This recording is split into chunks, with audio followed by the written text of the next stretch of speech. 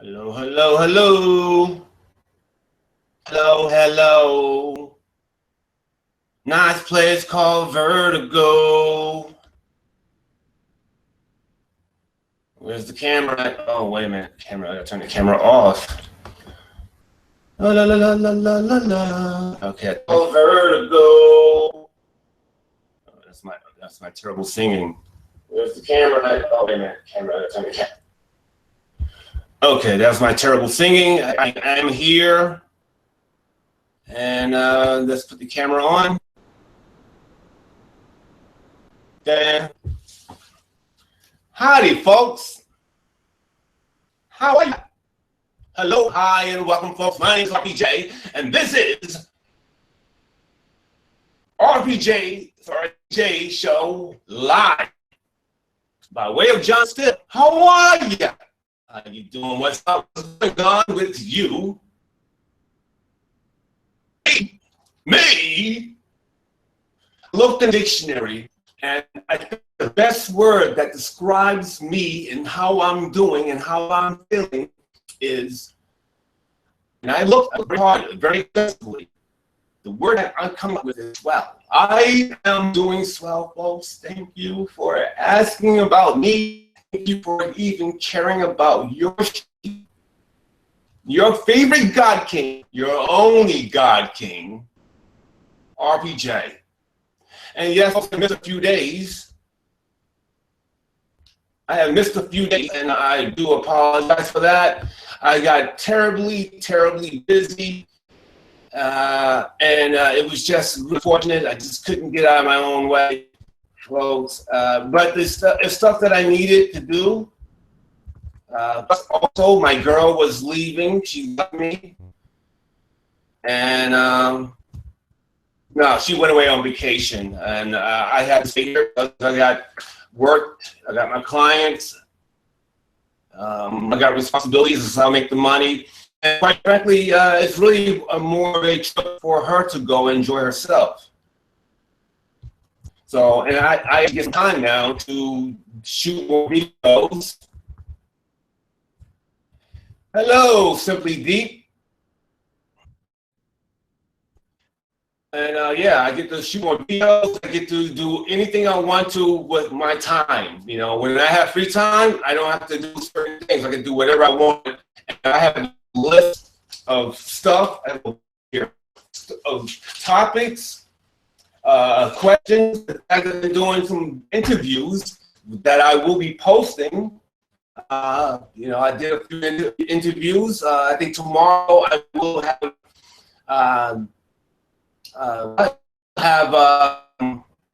Kat and Tiffany on my Google Cast tomorrow. I interviewed one of those ladies today, and I'm gonna have that probably release that same day that I released what I did earlier today, which is the interview. I interviewed him. The guy is a great guy, friends, and yeah, I know he runs a very popular show, and you know it is what it is. I don't have any issue. I'm actually happy for the guy. You know, I'm really happy that he squeezed his way through here, through the bullshit, through the nonsense, through the malaise of shit. And he's really just on top of these other guys. He's already beating them. He's got a head start, 3 or 4 years head start in blog talk realm on social media. They are behind him. And I think it's good. I at the beginning, I supported him. Not that I'm on his team. I support him because I think he's a good dude, and he's not thin-skinned. He's not rich. You know, not that he's perfect. Makes mistakes. Some things I totally disagree with him on. I had him on Team Millz, but he's a good guy, and he's actually taught me something. So I'm actually gonna actually use an upcoming next. But anyway, folks, let me get the the thingy, the link. I gotta send the link to Mr. Mike Millz because this is an interview with Millz here on the fascinating world of Google. A Google Cast with Millz.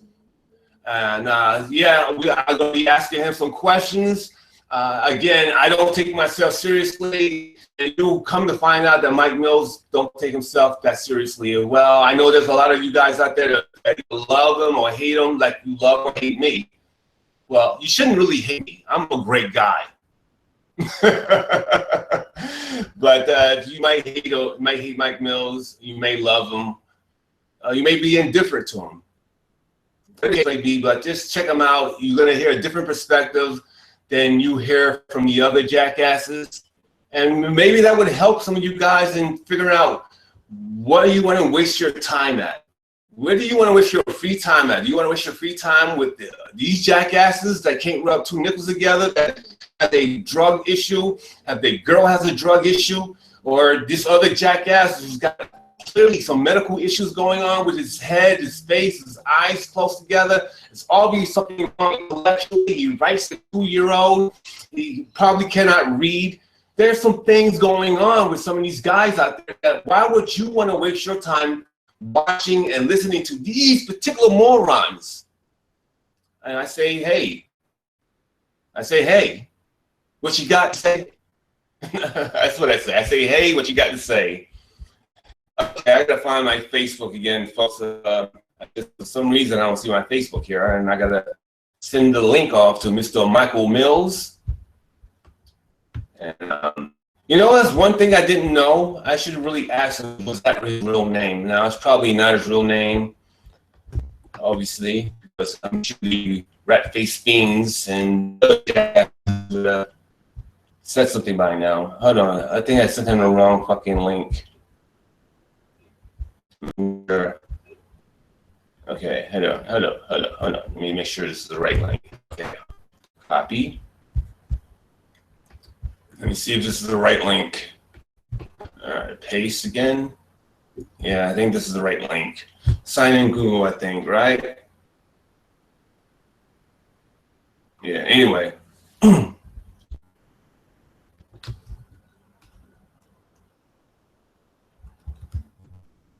And I want to thank also a good friend of mine and a producer of the Johnathan Steele, the Reginald P. Jones show, the RPJ, the mini show, a longtime producer of the Reginald P. Jones Productions, AOH, and again, she has really just just changed this material that kind of crosses lines. I mean, this is stuff that is just obscene shit on stage. And what she said to me lately was, before Mike Millz pops in, what she said to me was a situation where Briscoe, according to Mr. Vine Dummy, continues to fucking harass a divine dummy. And folks, this could not be further from the truth. I don't know why this divine dummy is saying such horrific things about her own mother, about her own uncle. Why she's saying these things, and why she's doing this to people who have given her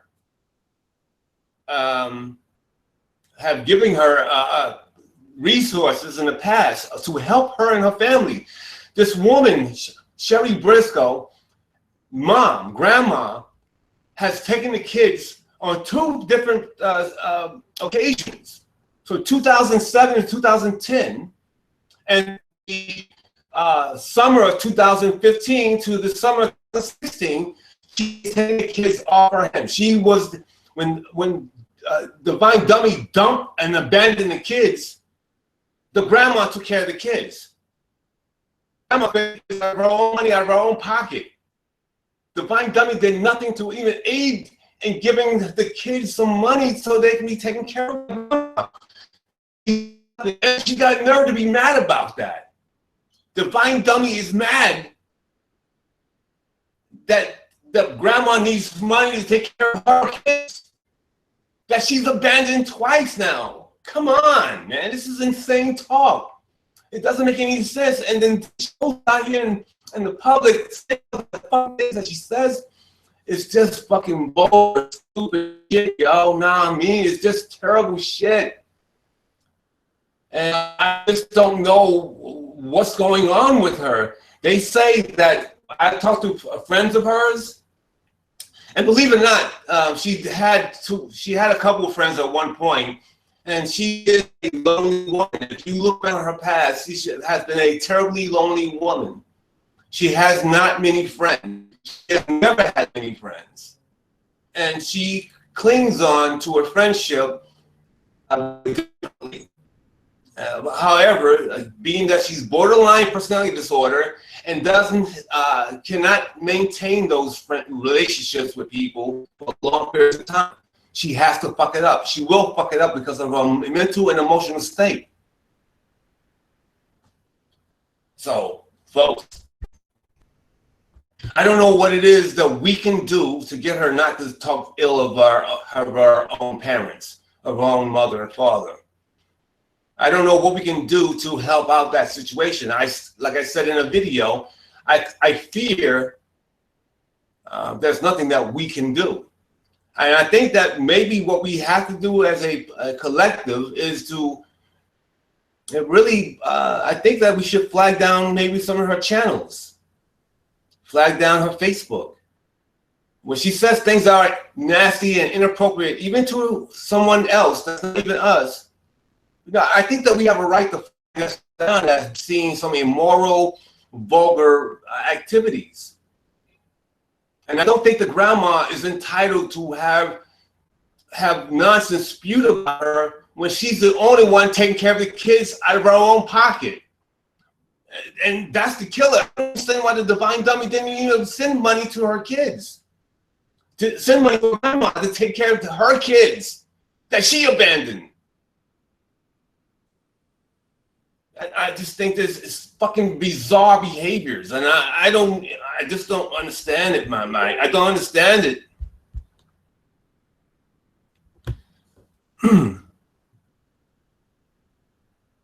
Yeah, AOH, I'm so sorry that you hurt your wrist. I know you've been having issues, and I'm sorry to hear that you hurt your shoulder as well. That's terrible. You know, get back. I wish you would take some time off from your busy work, your very intense work, and take some time to really heal yourself. I fear, though, that wrist issues, and I think that we talked about it, a long-term issue going forward with you. And you know that problem, so you probably need to have some kind of stabilizing thing done, like rock your wrist, so some kind of metal or plastic in your wrist. That would help, I'm guessing. Okay, anyway, folks, let me go back here. I just finally got back here to my chat room. I don't know how this is playing. I don't know what I look like. I don't know what I sound like, but I'm here. And I hope we'll have Mike coming onto the show. I will have to go and hit him up when it's time for him to come on. But let me answer first a few questions here in the magical world of whatever it is. Oh, YouTube. And Simply Deep says, thanks for answering my questions from the last show. But have you seen those movies before? And Blah Nameless gives me a Peace, Love, and Soul. Peace, Love, and Kisses. Peace, Love, and Kisses. Okay. All right, so yeah, Millz will be on in a few minutes, folks. And to finish up the thoughts on the Divine Dummy, and maybe Millz will help me as well, because there's always been some kind of sexual beef with Mr. Millz, and maybe he can explain what is going on with her. And I used to think that some of the stuff was unsubstantiated material, but turns out the Divine Dummy has actually wrote this stuff down on his Facebook page, in his comments, in his pictures. I know that. I didn't know that she was actually writing this stuff to him, but she actually was calling him. And I realized that Millz was saying that on the show, that she was calling him. And that now I know that Divine Dummy does call all her friends, or calls everybody ad nauseum. Calls Tiffany, calls Kat, calls Millz, calls Alexis, texts Alexis all the time. She can't help herself. This is what she fucking does. And I wish she would leave a fucking Alexis alone. Leave that fucking kid, De Niro, alone. He's got nothing to worry about other than a fucking crazy star.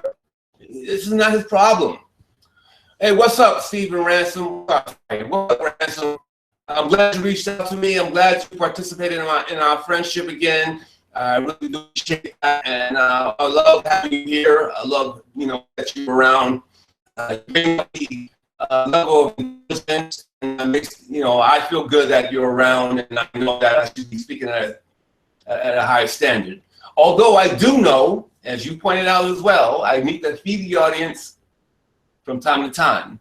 And this happened to be one of the times I'm going to feed the audience, considering that I have been away for a few days, taking care of stuff for my business, for my Google, and probably blog talk careers, also for my video careers. I'm going to keep making videos as well. So I've been working on that. I have a business that I'm trying to put together underneath the right heading, because I'm going to give this everything I got, and I have to do my due diligence. Sometimes I have to stay on the computer. Sometimes I have to go take a business meeting with a lawyer and see how much she's going to charge to be my lawyer, and will he handle all the things that would require to do my. Anyway, that's a long, tedious nonsense. And hey, what's up? Mike's not on yet, but he will be here in the. He will be on the Google show with yours truly, your favorite God King RPJ, and he's going to help me. I'm going to ask him a few questions, and maybe he can tell me what's the beef with the Divine Dummy. Because again, I see the Divine Dummy all over the place, and talking ill of her own mother. Significantly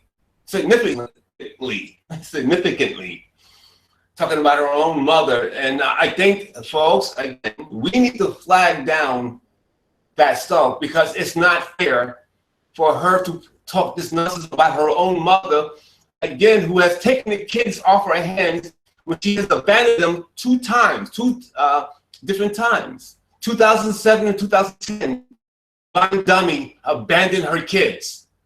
And grandma took care of the kids. Summer of 2015 to summer of 2016, Divine Dummy abandons her kids.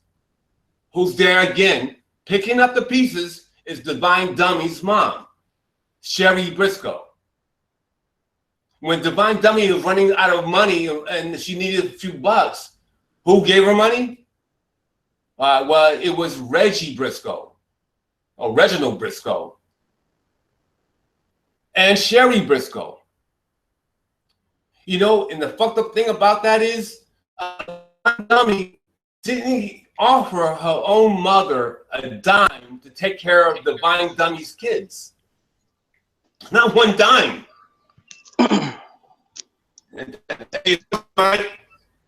What's up, RPJ? Yeah, thanks for having me back.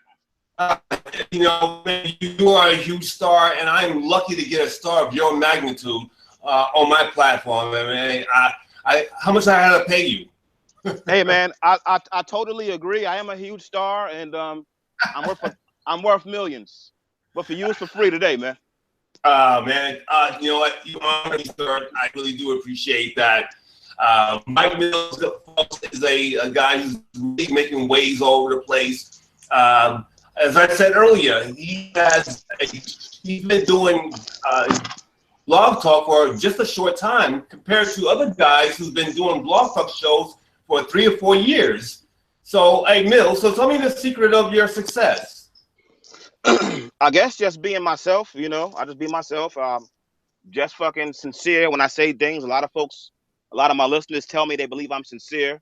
when I say things, and I think they realize a lot of these guys are disingenuous, and I think it shows. Yeah. And do you also feel that some of these guys are incredibly, listen, I'm the last guy in the world that anyone should feel jealous of, but again, these guys are even jealous of me, and I don't feel in any of this. Like the right thing, he's one of my biggest fans. Do you think that it's a situation where these guys are really your fans as well, but again, do not know how to conduct themselves like a man and deal with that realization that they like you, they are fans of yours? Well, really, RPJ, I think LA has a fucking inferiority complex, because when he looks at somebody like you, for an example, you don't have kids all over the world that you're not taking care of. You have a career. You don't have to live off of food stamps. You don't have rotten teeth in your mouth. You don't wear the same hat for the last year, and you're not waiting for another 12 months for a tax return to have a couple of dollars in your pocket. So when they look at somebody like you or myself, it makes them feel frustrated, man. And then you have Monty Woodgrain, who's upset because he realizes that you don't have Down syndrome or Asperger's or anything of that nature. You don't have a big old round bulbous head and short small fingers, and you're not held down by a wife who looks like a fucking hippopotamus. So, you know, these guys have a lot to be upset for, and I can understand why they would hate on you, man. You're very confident. These guys have no confidence at all, you know, and they see that you have confidence in yourself, and it shows through, and, you know, it eats at them. LA, for example, he tries really hard to make people believe he's intelligent, but I mean, come on, he's no Dr. Boyce Watkins, he's no Umar John, he's a fucking idiot. How can we take someone serious that's a fucking loser, man? I mean, his argument is the Earth is flat. I mean, are you serious? Well, in his case, he was serious. He honestly believes that the Earth is flat. He believes he sounds intelligent for making these ridiculous statements. He thinks he's opening our minds by telling us gravity doesn't exist, and we're supposed to look at him like he's Mr. Wizard, but he's really Mr. Welfare. He's the wolf of welfare. Literally, this man knows all types of welfare tricks and flips and how to get money coming in through the welfare system. And you know, he's very jealous, man. Yeah, I sense it. I see it all the time. I look at some people and I don't understand how followers or people in that camp don't say, hey, you know what? This guy's got, his eyes are very crossed, are very close together, and he does look like he has Down syndrome. He does have this bulbous head and this puffy, pudgy body with these little hands and little arms and little fingers. And he does look like he has some chromosome thing. Why aren't these people being honest and pointing this stuff out about their guy? Well, basically, I think a lot of these people are, you know, in fear for their privacy being exposed, because these people were fooled into believing this guy was a real man. Just like Cassandra, she thought he was a stand-up guy until she got to know him, and he immediately put out her phone number and whatever information he could find on her. So imagine these other people who have been talking to him for years. Imagine the links of information he has on them. And they realize this man's a very sensitive, retarded little midget. He's a very weak, effeminate man. And if they leave him, he's going to expose everything he knows about them. So they're trapped and they can't leave him. Oh man, it's really ridiculous that he's going to hold stuff over their heads, and these guys are just going to, you know, same guys commenting since 2008. 2010, you know, still commenting the same 8 guys, you know, it's ridiculous. Well, these women that he have on his team, if you notice, none of them make videos and none of them ever defend him. They merely call the blog talk show because he calls them and makes them call the blog talk show. And they know if they say no, or hell's going to break loose. Yeah, I mean, it must be really tough to be a prisoner of his at this point. Yeah, because most people don't. I mean, the only way they could get away from Monty is if they just make him believe they're dead and never make another video. That's the only way they could ever get away. They'd What do have you to fake their own death. what do you say about this guy? I mean, I know. Hey, to each their own. But you notice that these guys, he's had a coma, he's been dead, he's got 20 houses, he's got on vacation at the best place in the world, he's got a car. What do you make of guys who have to stop for attention? What do you say about that? Well, those guys are clearly small men. Anybody that believes that their car makes them a man, I mean, that's a very sad way to live. I mean, if that's the case, then Donald Trump is a better man than everyone because he's got more money than everyone in this sector. But we all know he's an asshole. Right. So there's no way. I mean, it doesn't make any sense to base what you have as far as vehicles or money. I mean, that's not a way to prove that you're a man. You got some intelligence and you did what you had to do. You made some money, but it doesn't make you better than anybody else. No, these men, like I said, they are lacking. They are small men, and I find it again. These guys who have their blog talk shows for 2 3 years longer have built up a subscription on YouTube, and yet here you are. You come out of nowhere and you have surpassed them in both their Google cast and your blog talk show. I mean, they must have a hatred to you. I mean, they are a fan of yours, but at the same time, they also hate you for that, your success. That's exactly what it is. These guys, they like what they see, and they appreciate how fast I surpassed them, but they hate me at the same time because I beat them. These are the guys that I beat. Like Monty had his show for like 2 3 years ahead of me, and I just blew right past him. LA's been doing shows ahead of me. I blew right past him.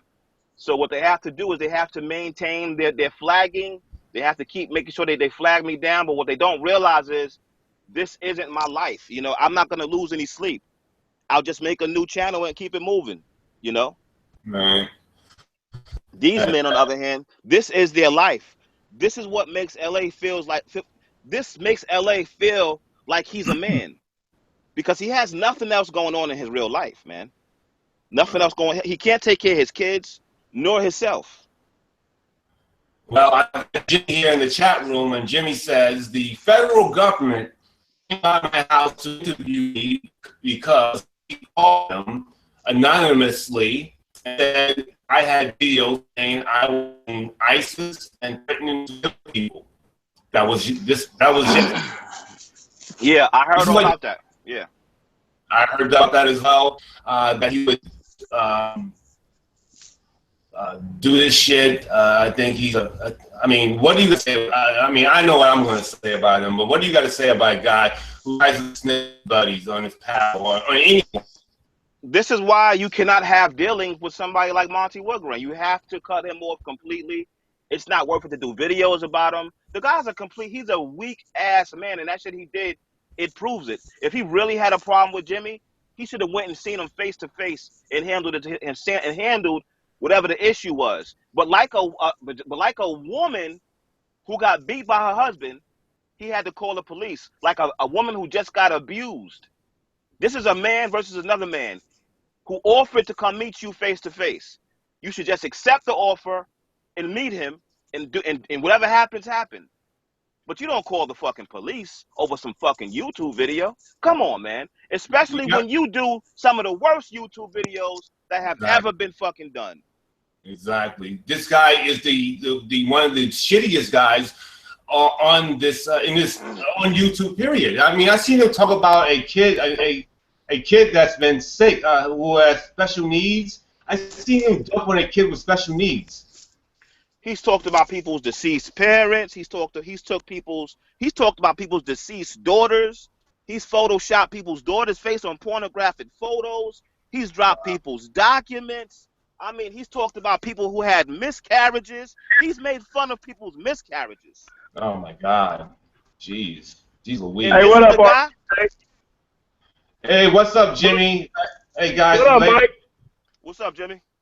I wanted to explain to Mike what was going on because I know he heard a little bit about it, but he didn't know everything that was going on. The other day, the FBI came by my house, but I didn't know it was the FBI. Had my house surrounded, but I didn't answer the door because I was like, what the fuck? I said, I'd never known them to come out like this.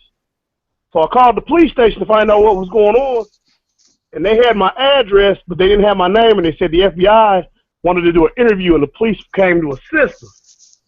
So they came by yesterday and gave me an interview, and we know who did it because he already been saying on video he was going to get me through legal action. Monty done called the FBI, dropped an anonymous phone call saying I was an ISIS terrorist and I was planning on killing people. What did they say though when they came to see you? So what is the outcome of it? Nothing. They said they knew it was bullshit, but they got to take the call seriously. They checked my phone records and seen that I wasn't affiliated with like Islamic states and countries, or I had no connection or nothing like that. But now here's the thing, like I know that video I did about his daughter was messed up, but this is the thing. Monty started contacting my wife first. Now, Mike, you done roasted me, but you ain't went and contacted my family members, my stepkids, and my brother-in-law, father. See, you ain't winning all that. He did all that to me before I started getting dirty. Yeah. You know what I'm saying? Crazy. But that could have got me killed because, you know, when they come after you for terrorism, like that, they don't have to even give me no rights. They could take me away, and they don't have to give me any rights or nothing. Yeah. So this is getting crazier now. You know, this is all he has. Physically, he knows that he's lacking. He's a pudgy guy. He knows in his heart of he is shitting bricks if he had to do anything physical with anyone, even so that's why he wants you to have. And so you stay away from him. You don't hurt me. Stay away from me. You're not gonna hurt me. And this is what he does. He will attack you, try to hurt your feelings, like his feelings get hurt all the time. Yeah. Well, my attitude was, and I made that video, Mike, because I was trying to provoke. Look, either we're gonna meet each other and settle this, or we're gonna leave each other alone. I'm not gonna keep doing the back and forth roast videos. Like I said, Mike, you roast people, but even you drummed down a bit from when you first come in the game, and you ain't known for messing with people's families and doing that type of stuff, man. No, I don't do that. You know what I'm saying? Yeah. And remember, he threatened to contact my wife back when that old fight stuff was supposed to happen. And when we dropped the beef, I said, okay, he called me up and all that. If you come to Philly, I'm calling the police. So the next day, after we squashed the beef, my wife shows me this Facebook message. I'm like, oh, hell no. And it's all the stuff he said he was going to tell us. So hold up. He told you if you come to Philly, he's calling the police? Man, when we squashed the beef, he was scared. And because I was texting him, I was like, man, I can't wait to punch you through your skull. He was like, man, if you come to Philly, I'm calling the police. And if you remember, he said on his radio show, and he said on video, that he wasn't going to fight me after he had said he accepted the challenge. Remember? Wow. Yeah, I did. And here's what gets me, Mike. When you talked about his daughter, oh, Mike, I want to fight. MJ, I want to fight. Then when I do it, you want to go run to the police. Why don't you want to beat my ass like you wanted to do you and MJ? You know what I'm saying? He didn't want to beat nobody's ass. He's not built like that. He's a fucking coward. He's a coward. I know it, but... Hey, Jimmy, what did he... Yeah, what's up? So if there is no case, obviously there's no case about you and ISIS and stuff. Can they do anything legally to Lamont Haley, Monty Woodgrain? They can do anything to him? Not really, because the call was anonymous. It was an anonymous call. Oh, and you know that he doesn't take any credit for being a snitch. This is his MO. He is a snitch. He's the one pointing fingers at people. Yeah. But I heard y'all talk about this, and I said, let me come on in because I was listening. But they sure did sit down with me and they interviewed me. They was asking me if I knew where the mosque was and did I have any friends. It was crazy, man. It was crazy. I was just like, really, dog? Really? You know, I talked about your daughter, but you talked about mine. You sat up here, called mine all kind of bitches, and then you sat up here and you contacted more than one of my family members. Yeah. Real talk, Facebook, Monty. phone calls. Real talk, that boy needs to get off of YouTube, man. Monty is too sensitive for this shit. Just get the fuck off of YouTube. You're not a roaster. You're not a roaster. You're not a comedian. Ain't nothing you doing is funny. Your videos suck. Just get the fuck off YouTube, nigga. Stop making videos about people. Get your sensitive ass off the internet, nigga. Real talk. Exactly. Well, he's going to push his luck, and he's going to think somebody's further away than they are, and they're going to be closer to him than they think, and they're going to touch him. Yeah. He keeps playing the game. And you know what? This is the FBI. They probably can trace. I'm sure they did. Yeah, I'm sure they can trace the computer or the phone to anyone in America. So I think if worst case scenario, they're watching him now. Trust me, they're watching him now. Exactly. Yeah. Well, they're watching this sector. They're watching this sector, but they said so far they're not really concerned with nothing but terrorism, terrorist threats. They don't care about our roasting and all that. Their concern was that they thought that there was something going on with ISIS, though. But they said I had videos saying I was in ISIS and was talking about killing people, masses of people. Wow. So they took that call serious. Did you point them back to Monty? Did you point them back? Oh, yeah. I told him, I said, look, they wrote down his name. I said, y'all need to look at his Facebook group. He'll put people's phone numbers up in the group. He gives them, like, orders. Y'all need to be checking his phone records, his text messages. I told him, y'all need to check this dude out. Okay, good, great. Yeah, exactly I told him that, and they wrote his stuff down. But I'm telling you, I ain't making this up. If I have to, I'll drive down there to Dayton, Ohio, and get the paperwork. I just couldn't believe it. I couldn't believe it. It was crazy. It was like me, a few other people was like, what? We thought it was about the video, and I'm like, well, damn, the FBI? And when they said terrorism, I'm like, wait a minute, that video ain't that deep. I ain't done that deep. But, yeah, it was an anonymous phone. They told me it was an anonymous phone call, and that's what they said. I'm sorry you didn't go through that, Jimmy. I'm so glad that you gave them his information so now they can watch the shit that he does, man. Because he's always putting somebody's information out there. Always doing that shit. Yep. Oh, and I also gave him Josh's name because I gave him certain people's names, even though they said they weren't too concerned with everybody else. But I mentioned Josh Milbrandt because I couldn't remember his name off the top of my head, and I had to think. Because I told him, I said, man, this guy has run people off. I'm going to tell you, my next move, if he messes with me, will be to take it to an internet bullying group. Because this is crazy. Yeah. This is crazy. I mean, it's like, dude, if we're not going to meet up and settle it like men, I'm done with it. But calling the FBI. Yeah, it's just the ultimate pussy move of all time. And I'm glad that you called it out. I'm glad you pointed it back in his direction. And I certainly hope that people who look at this guy and thought he was something, just look at this guy and realize that he's a piece of shit that some of you people are wasting time watching and listening to him. This guy is truly a piece of shit. I'll tell you what, this is my last time ever mentioning the nigga again. He won't be mentioned on my platform ever again. I don't care what he could say all the monkeys he want. He can get a monkey costume, a brand new one. He can do whatever the fuck he wants. I'm not responding to that nigga again. I'm done with him. That's all you got to tell me, nigga. Yeah, that's what we need to do. We need to leave him in his little corner and forget him. Yeah, but you know what? Jimmy, the thing is, I think somebody need to talk to Cliff and Rainey's dumb ass. I said he did a video of him again. People need to come together as one. And Cliff, if you can't do videos without talking about Monty, get the fuck off YouTube. Yeah. Real talk. Because you keep talking about this clown, it ain't getting nowhere. You ain't gonna do shit to him. He ain't gonna do shit to you. All he gonna do is keep calling the fucking police and dropping people's documents. So if you can't do videos without talking about Monty, Cliff, you need to get the fuck off YouTube too. Yeah. Yep. Well, he told me if I ever said in Philly, he was calling the police.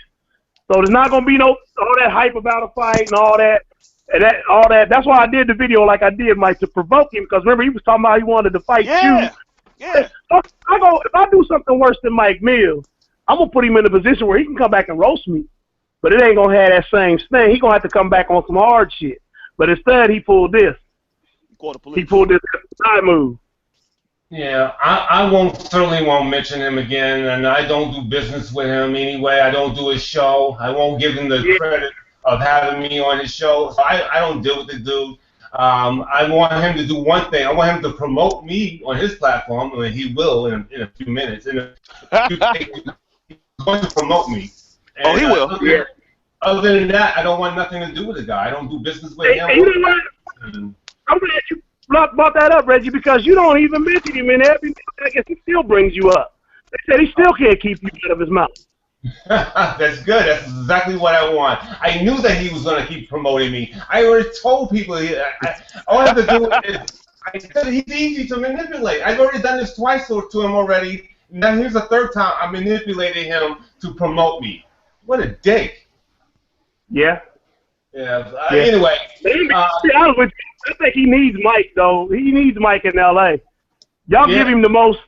Y'all give him something to feed off of, man. If y'all leave him alone, and Clemson leaves him alone, what does he got? That's what we got to do, man. That's what we got to do. Leave this. I mean, L.A., Cliff, listen, I'm ready to do it right now. Stop mentioning this dude. And I don't mean for a couple of months. I mean for good. Let this nigga go about his business. Yeah. Yeah, because like you said, Mike, you a roast somebody? Yep. Hey, look, Mike, you was roasting me. I left you alone. You left me alone. And you ain't never contacted not one family member of mine. Exactly. Roasting is roasting, but fuck with people's families and their livelihood and calling the police. Nigga, you ain't no roaster. You flagging channels and shit. You been a bitch. Real talk. But me messing with him and his job situation started with him messing with my wife, my stepson, my stepdaughter, and my brother-in-law, and my father. Everything that happened to Monty is a fucking direct response to what he does to people. Everything. Like you having to give his name to the FBI just now. You got to write this nigga's name down and give it to the feds because he called them on you. So everything that happens to him is a direct response to what he does. Real talk. Yep. The only thing is, as Cloud said, the one with a criminal record will be the asshole who called, and that happens to be Lamont. He has a criminal record, and it's pretty suspect when you are a counterfeiter. So hopefully they trace it back to him, and they wish it's the FBI, of course they are, and they'll have a strong look at this jackass. Yep. Yeah, this is crazy, man. This whole situation is crazy. But it's time for. But if anybody got a problem, if I have to go down and get paperwork to prove that this happened, that I'm not making this up. No, we believe you. I heard about this before. Yeah, it's unfortunate, man. It's unfortunate that these guys are so thin-skinned and just cowards of men. And that's what happened in a lot in our society now. You got all these men that hide behind social media, and they just got no balls. They got no intestinal fortitude. They have nothing. They haven't learned how to be men at all. And it's no fucking shadow. Nope, you're right, Reggie. I know I'm right. I'm the God King. The God King is always right. You crack me up with that God King, man. I love it, man. That's funny, man. But you know what, though? If two men have a problem, if you can't fight it out and you can't talk it out, you walk away. You know what I'm saying? You don't keep going and going and going. Exactly. But, these guys, this is the last time I mentioned this part about him, but remember, he's a pretty princess that didn't play with anybody. He didn't have any friends. No one picked him to play football or basketball or baseball because look at him. They ranked on him constantly. They ranked at him having Down syndrome. They ranked on him being fat and pudgy. So here he is all alone in the world, and his parents were busy with their careers. And all the best way they did dealt with him was they bought him pretty dresses and bracelets and sneakers and panties and nice skirts. And that's why he equates things as he equates stuff as being a man. He equates stuff as being great. That's why he got that dresses and sundresses. He's raised like a priest. Yeah, it's getting crazy, man. So is there any other topics? You broke up there, Jimmy. Say it again. You want to bring up any other topics or anything else, man, besides that? Well, yeah, Go into well, something else. yeah, I am. I'm gonna go one step over here, step to the left. And again, I just found this out recently that the Divine Dummy was actually writing on people's when people said to me, hey, Divine Dummy's been writing to me. I didn't realize that she's writing on people's Facebooks and actually instigating some contact with I found that odd. I heard that earlier today that she's actually instigating this contact with people, and that's what she don't like. Why do you think that she's doing that? Yeah, you're cutting out. I hear a little bit of what you're saying. I'm really getting into that. I've been doing it so long. It's like, God, I couldn't tell you where to begin or end with. I couldn't tell you. You've been doing that a long time. You know that?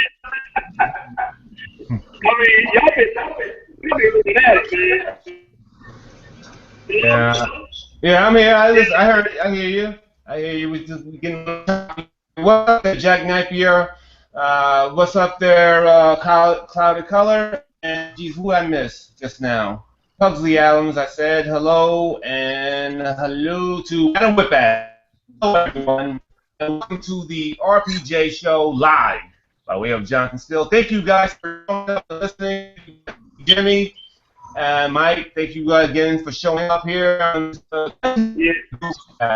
Yours truly, the God King RPJ. I love you all. You are all my children. I want you to love your the God King loves you.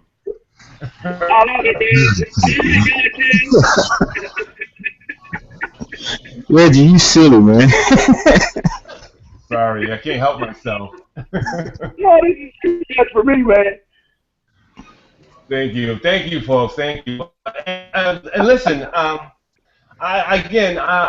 we should take a stance here. These other jackasses, we're not going to mention them. We're going to keep them dry. Let them come up with stuff on their own. If you do this guy, let him deal with stuff on his own. We should take the same approach with a Divine Dummy.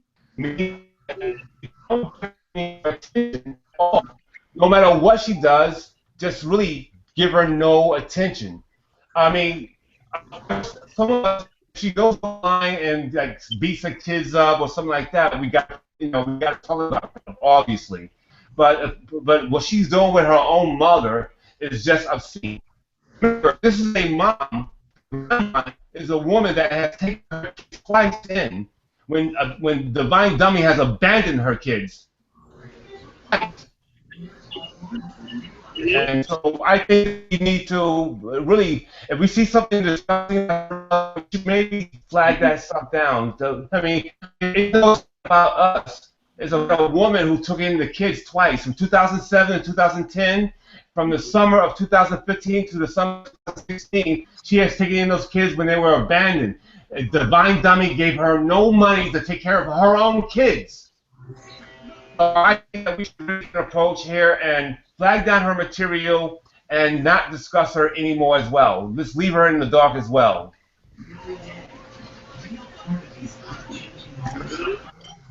Good point. Thank you. Of course I have a good point. I am the God King, and the God King is all. The God King is the master of the universe. He is the Lord and Savior of the universe. Thank God. All right, let's not get carried away now. Let's not get carried away. I'm going to get all the way carried away. This is my realm. Oh, man. The guy of his realm. But in all seriousness, though, yeah, we got, maybe ignore her for a little bit, but she's going to do something outrageous, and she wants to get our attention. So, I mean, it's a really tough one to play out with her, because she is a mess, and there are kids involved. So I guess in a way we still got to keep an eye on her and report what you see about her. But we got to get rid of these jackasses once and for all and not do it anymore. You know, I ain't That's never gonna had be no hard to do, man. That's gonna be hard to do when you got people that steadily cater to her. They cater to her no matter what. Yeah. Well, I ain't never had no beef with her. I don't really. She's nothing to me. I really don't pay no attention. I mean, I watch her, and she's been cool to me, so I'm not gonna trash her. She's been stand up with me, so I'm not gonna trash her. And like I said, Reggie, you know how I felt back in the beginning. This thing has went on for too long anyway. So I'm glad you feel like you want to move on with it, man. Yeah. You know how I feel. Yeah, exactly. I mean, if the only thing we'll ever bring up is when she crosses these lines. Like, I've seen her at her worst, and if she exceeds this level of debauchery, of the bullshit, then if she hasn't surpassed the level of debauchery, of foolishness, of disgustingness, then we don't have to talk about it. You know, we just pretty much ignore her until she exceeds and become a piece of shit, worse than she already is. Okay, well, I didn't even know what she done something recently because, like I said, I don't really pay. I pay attention to it off and on, but what the heck is going on exactly? Well, you know, she recently sexually on camera, in front of the camera, with her kids around, the little boy around, and she has that sexual beef with Mike Millz. There's a bit of she really likes Mike Millz, and she has a really sexual tension with Mike Millz. She really in love with Mike Millz, but Mike Millz puts her down, so she's got some issues with Mike Millz. So this is what's going on with her. She's having some acting out sexually, and that's causing a lot of problems in her life. Well, from what I see, RPJ, y'all be putting the truth out about Jamila, and she can't take that. She can't take somebody telling the truth about her because she knows it's true, and people that know things like that. I know I'm breaking up, but Are you good? You good? No, you don't have an echo. is there an echo? Yeah, it's a little Hold better on. now. Hold on. Let me see if I can adjust my volume.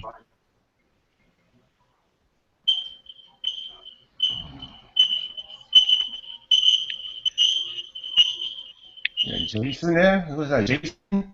Yeah, who's doing Yes, it? that was pretty bad. Well, anyway, can you hear me? I hear you. Okay. But what I'm seeing though, like I said, she cannot accept the truth. She doesn't want to accept the truth. If you really listen to her, she contradicts everything she says. Yes. And there's no truth to what she's saying. She's trying to make up from that fiasco she had with Alexis K. Tyler. No one could ever forgive her for that. I would never forgive a person for that. I would never forgive her for cussing out her mother like she did. Right. That's the woman she came out of. Just like that letter she posted on her last video about her mother. If you really read the letter, those are Jamila's words. Yeah, it didn't read like someone else had written it. Yeah. Although, I don't know if she'd be stupid enough to put in the line about the abuse. She's stupid enough to do it. There's no doubt in my mind. The woman is stupid enough to do it. She's that creative. Yeah, she, especially when she's got hands and that mind is just racing around. It's a bit schizophrenic. Is racing around. The anxieties really have a heart pounding in her chest. And she got nothing to do all day long. She doesn't have a job. She isn't homeschooling any kids. So she got time to think of the most disgusting things in the world to do and say about her. But have you ever noticed most schizophrenic people are the most creative people? Exactly. Yep, that is true. They are very creative. Yeah. Cutting in, Jimmy. All right, Jimmy, try if you can maybe call, maybe get out and call back in, and maybe it's me. This connection here is the greatest connection yet. I gotta go get another DSL wire. I have a wire in here, but obviously it's not cutting the mustard. Hey, RPJ, did Yes, you sir. get the email I sent you about that microphone set? That's a good set. I got one. Yeah, I got that. That was very good. That's very good. I mean, I got stuff coming in. It's at customs now. Hopefully, I can get it out early next week. And they give it to me early next week. So, I mean, it's going to be a better show and a classy show. And I think you guys are helping me with something because without you guys, I don't have anything. This is nothing. This is just two guys talking crap. Without you guys being here, this makes it somewhat legit and legendary. You guys are all legends in my book. Hey, well, I want to rewind for a minute. I want to ask this question I've been dying to ask. What's up with all the roasting, man? I mean, what is it about roasting people? What is people like security people, and if I was an insecure person, if I that someone I can't hear you. I can't hear you. Breaking up. Breaking up too bad. Shit. Yeah, a little bit better. Right. Okay. So, if I am an insecure person, it's easier to point at other people and put that perspective on other people than me. You know what I'm saying? I can't hear a word you saying. I'm catching every other 3 words. Yeah, same here. Well, you talk. Let me fix my stuff on my end. Great. And that young lady sounds familiar. I heard that voice before. I used to be on Jamila's side, completely 360'd against her now. Oh, I think yeah. you've been on her show as well. I recognize your voice from somewhere. Yeah, I've talked to Jamila once or twice.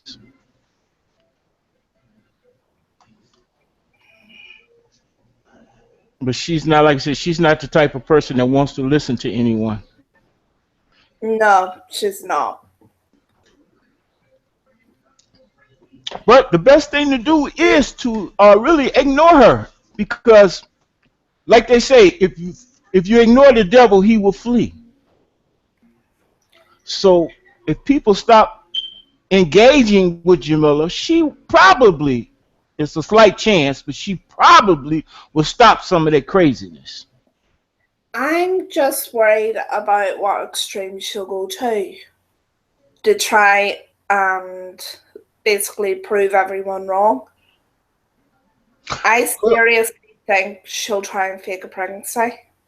Well, she can't prove anyone wrong because everybody knows that she's wrong. And she proves to be wrong. She proves that every day. I have watched Jamila for the past 4.5 years. Yeah, same here. So I have a hard drive. I have an external hard drive filled with nothing but videos from Jamila from the time she started with Bigger Free Tree TV and what was the other one? Terry Clough 97. Terry Clough. Yeah, Terry Clough. I've watched Jamila. I don't know what made me start watching her, but it was just something about her that I said, this broad is crazy. She's just crazy. But she's entertaining. I have to give her that. She is entertaining. And if she used her energy the right way, she could be a lot like a little internet sensation, but she's not using it right. What is that pissed me off with her? Like, precisely, it was her commenting that about white supremacy. Oh yeah, I remember that. What really got me was the one she made about. And they go, nah, don't feel like. What really got me, and RJ got involved with it. is when she said that 90% of the black men should be exterminated. Oh yeah, I remember that one. That was one And of her feminist videos. right, on her feminist videos, and they were talking about women having babies, and I made the comment that, well, no matter what, I don't care if you stop being with a man, you cannot have a baby without the man. Yeah, you can raise one, but you can't make one. You can get artificially inseminated, you still need that man's sperm. Until a woman will be able to fertilize her own seed within her own body, she needs that man. Yep. And you know what I find very, very interesting? One week she's saying or kids need a father in their lives. Next week she's saying, well, I'm cutting off my kids' fathers. She's going to screw those kids up even worse than she already is. And I can say that because my dad was in Now My Life, and RPJ already knows this. And for me, it really, really, really did screw in my head. Well, she's screwing with a lot of people's heads, especially those who believe her. She's screwing their heads up.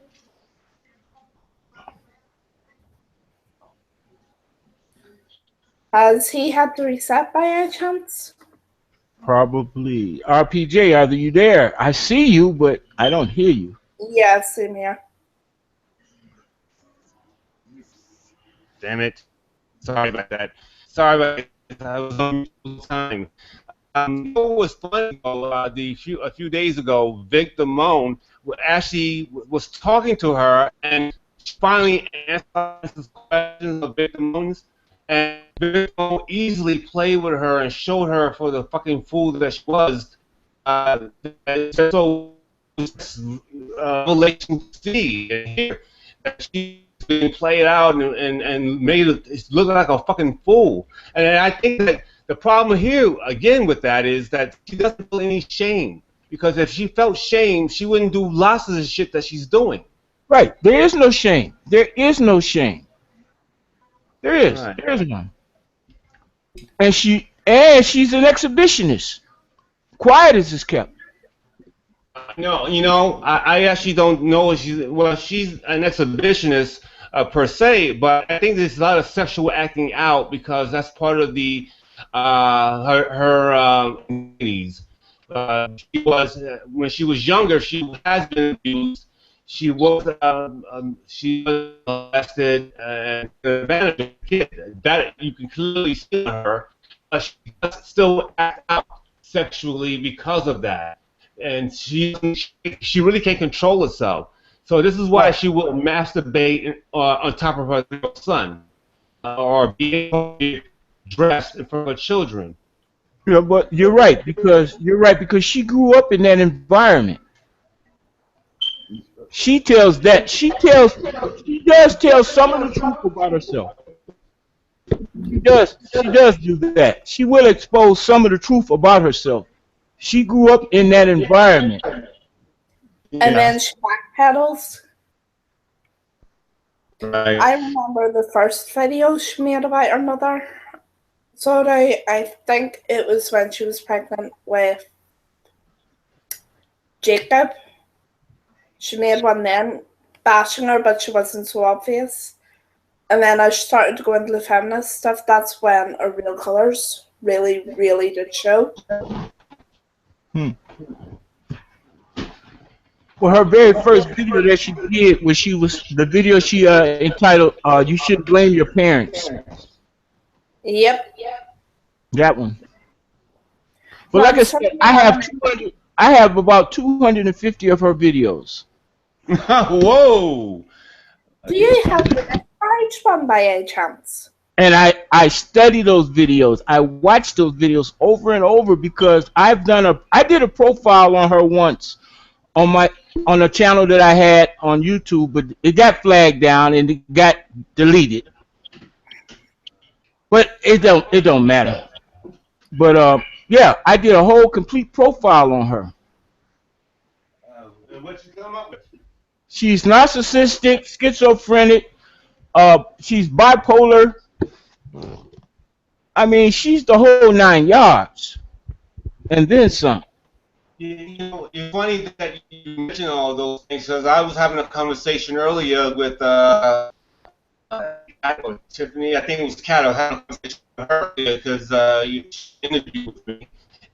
We were mentioning that she actually exhibits a lot of the like schizophrenia, Right. manic, depressive, borderline.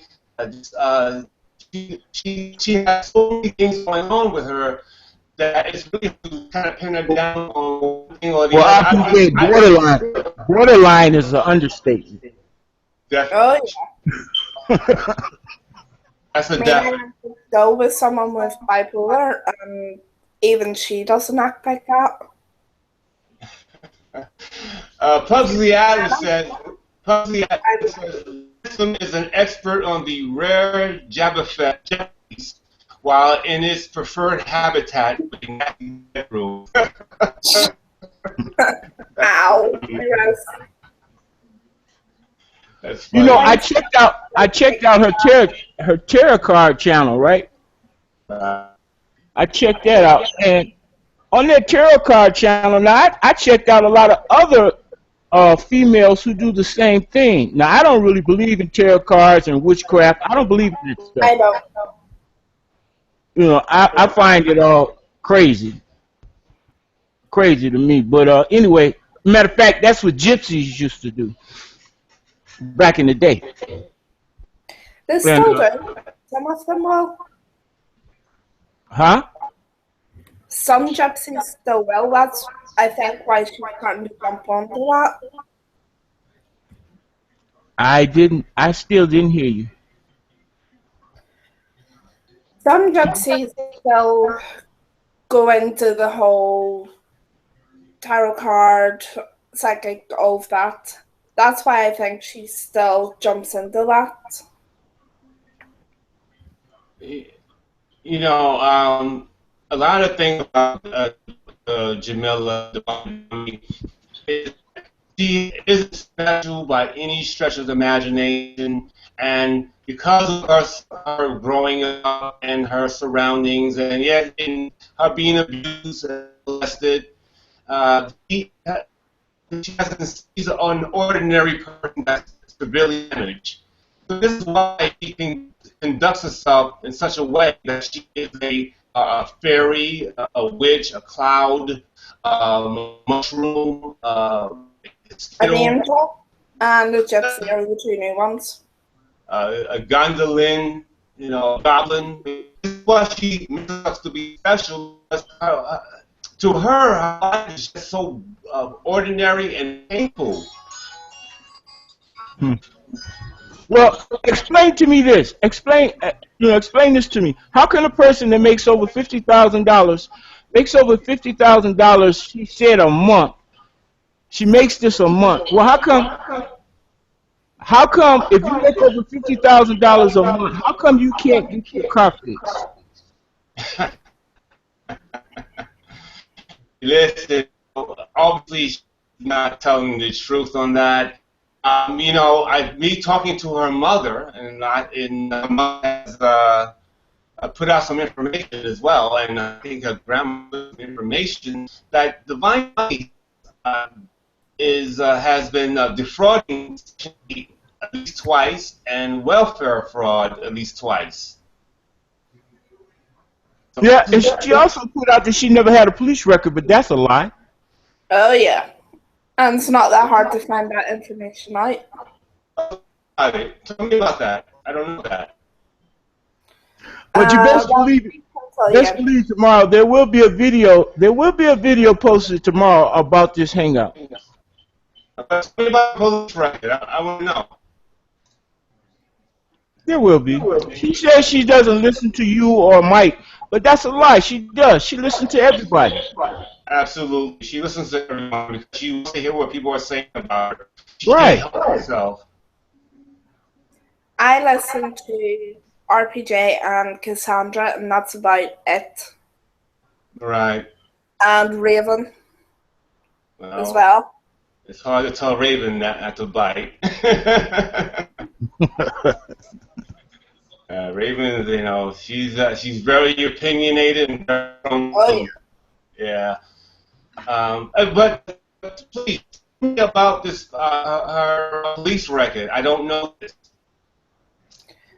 Ransom can fill you in on that, but I remember Googling it and it came up before. Okay. She mentioned something in one of her videos when she was 16 years old, and she told the story about this man that she was supposed to be going out with when she was 16 years old. Oh, right, and during that time, it gives you the impression that she was prostituting. I can't put that past her.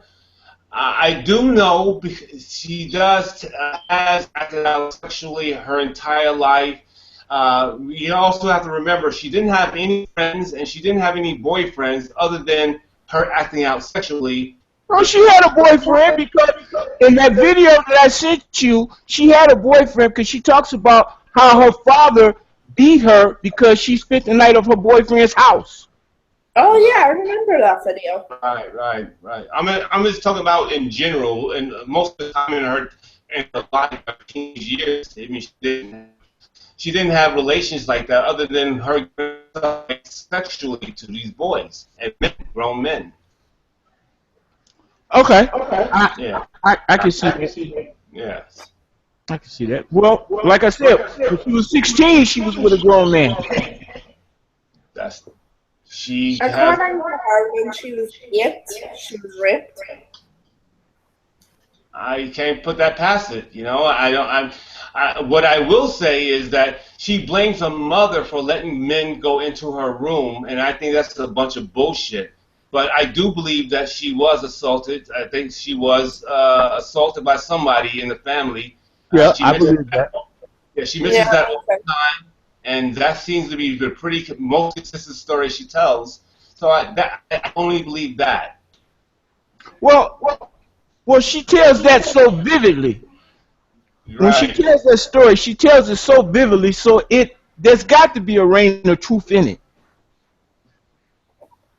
Yeah, there's definitely some truth to it. And you can tell the way she acts out sexually. She's not only acting out sexually now in a but she's been acting out sexually when she was 10, 11, 12 years old. Same again when she's 15 years old, a grown-ass man.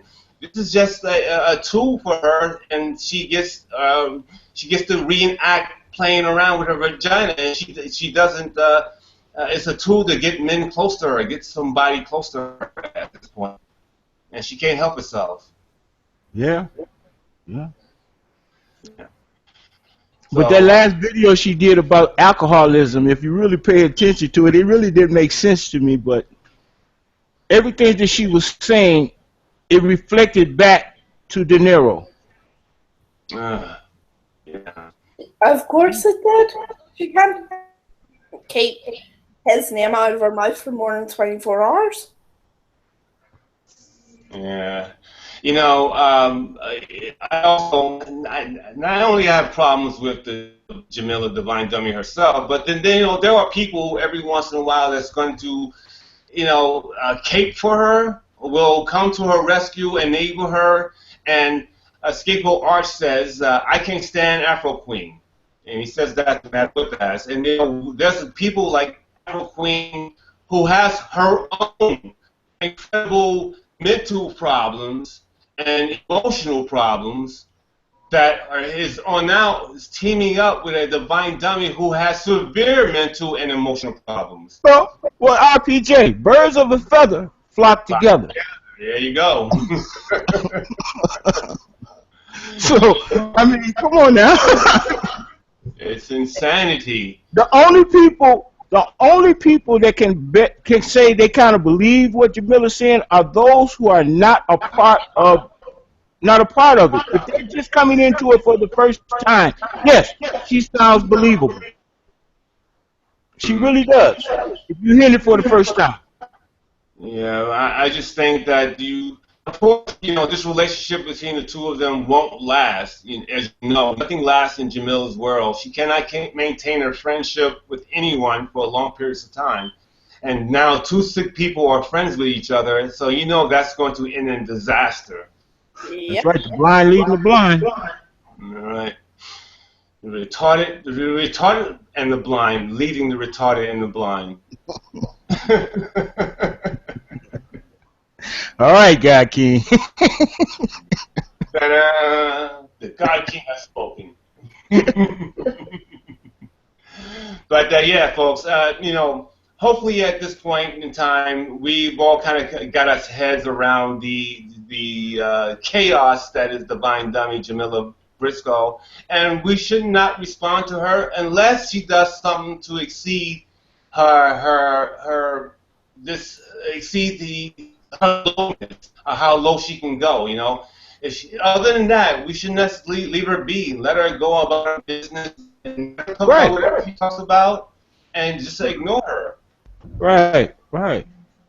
Yeah. That's the best. That's the best thing that anyone can do, and that's the only way you can help her.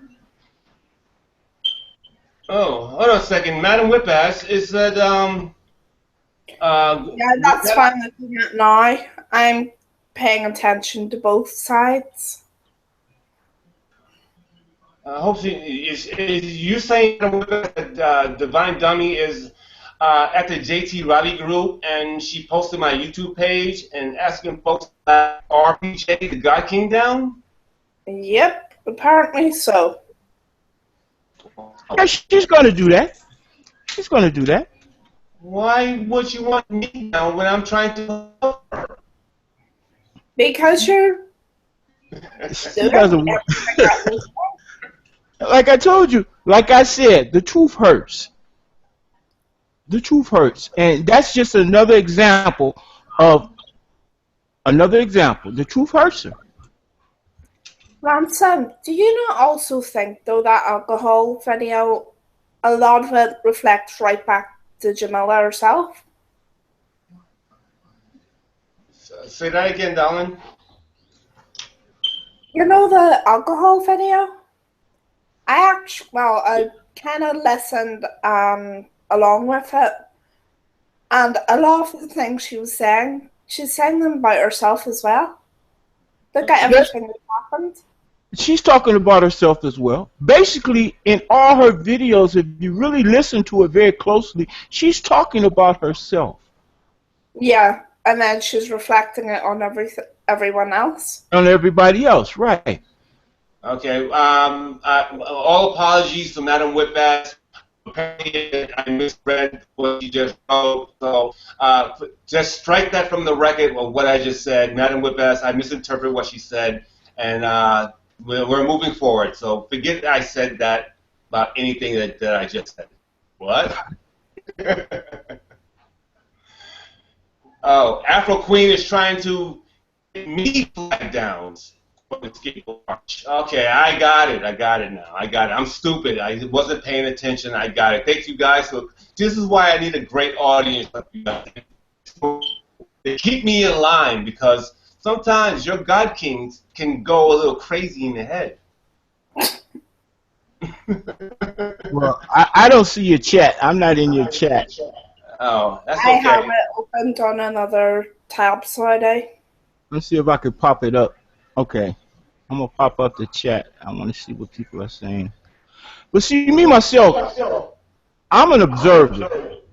I like to sit back and watch people, watch and listen to people, because you learn about them just by watching them and listening to them. Agree. Yeah. So. And a lot of people don't do enough listening, because if you listen long enough, people usually reveal themselves the more they talk. Yeah. Yeah, it's really simple to just figure out a person by letting them talk. Right. They're going to tell everything. Yeah. But see, I'm not one to get on social media and put my personal life out there. That's none of people's business. And like she mentioned one time, well, it's none of your business what I do. Yes, it is our business if you're putting it out there to us. Right. If you put it out there in social media, especially on YouTube, and there's a section where you can comment on that video that we've watched, people might disagree with you and write something in that comment section. Right. She has to get around the fact that people will disagree with her. She can't believe it that people are going to disagree with her. It's one of the problems. And second of all, she hates it because it's another way of being rejected. And she's been rejected her entire life. So she gets angry about that rejection. Right. Right. You're right. You hit it right on the head. She hates the rejection. She hates that. Of course, correct. I am a God King. Come on. I give you that. Thank you. You know, yeah. I mean, what can I say? I mean, you know. But you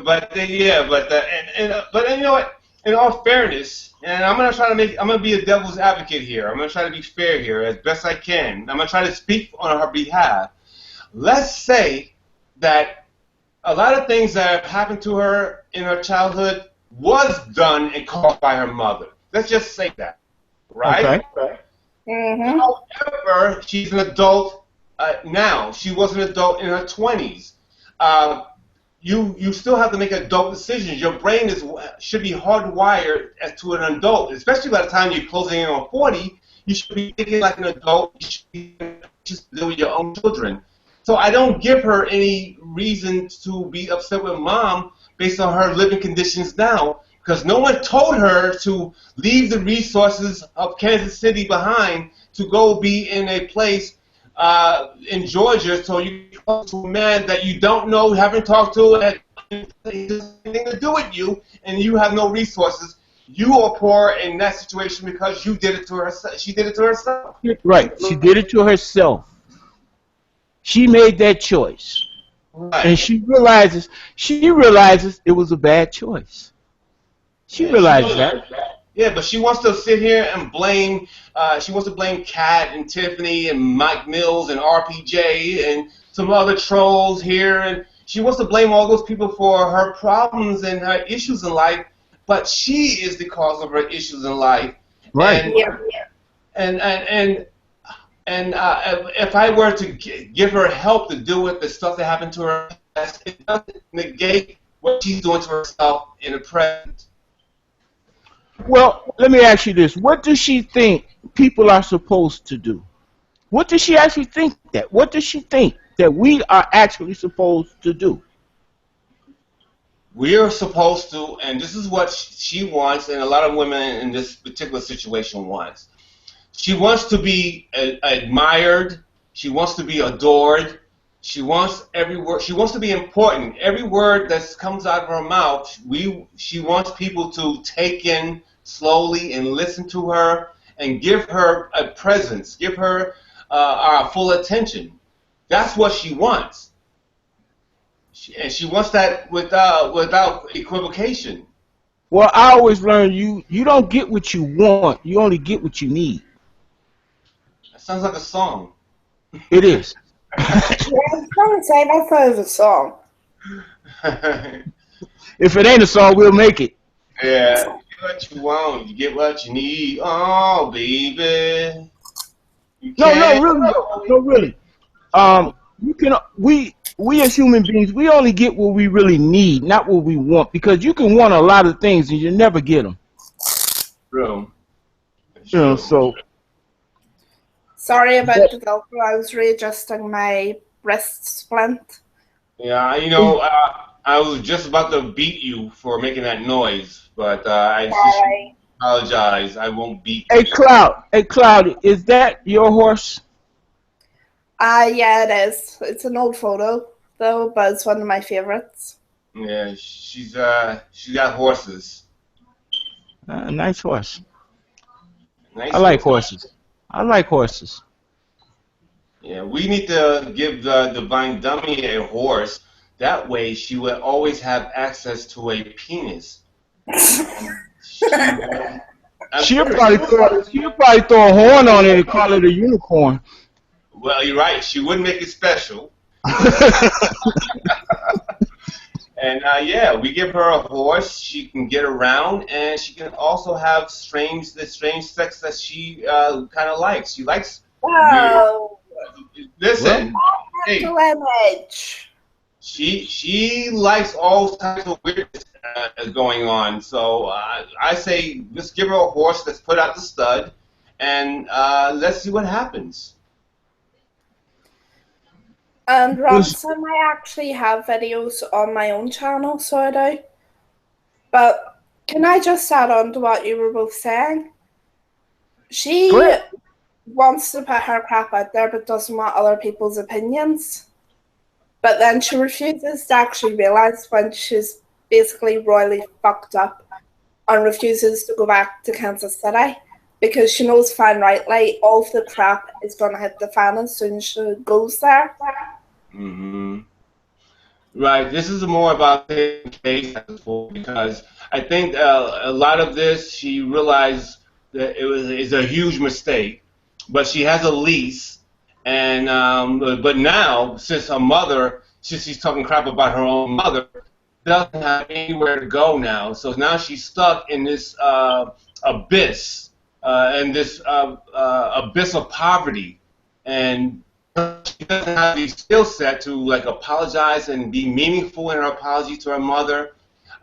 She doesn't have that skill set, and quite frankly, her mother might be just had enough of her, and her uncle and grandma might have just had enough of her. Finally, once and for all, and she's gonna have to live with the situation that she made for herself, living in poverty with kids that she wants to be around, and nor she has the ability to take care of.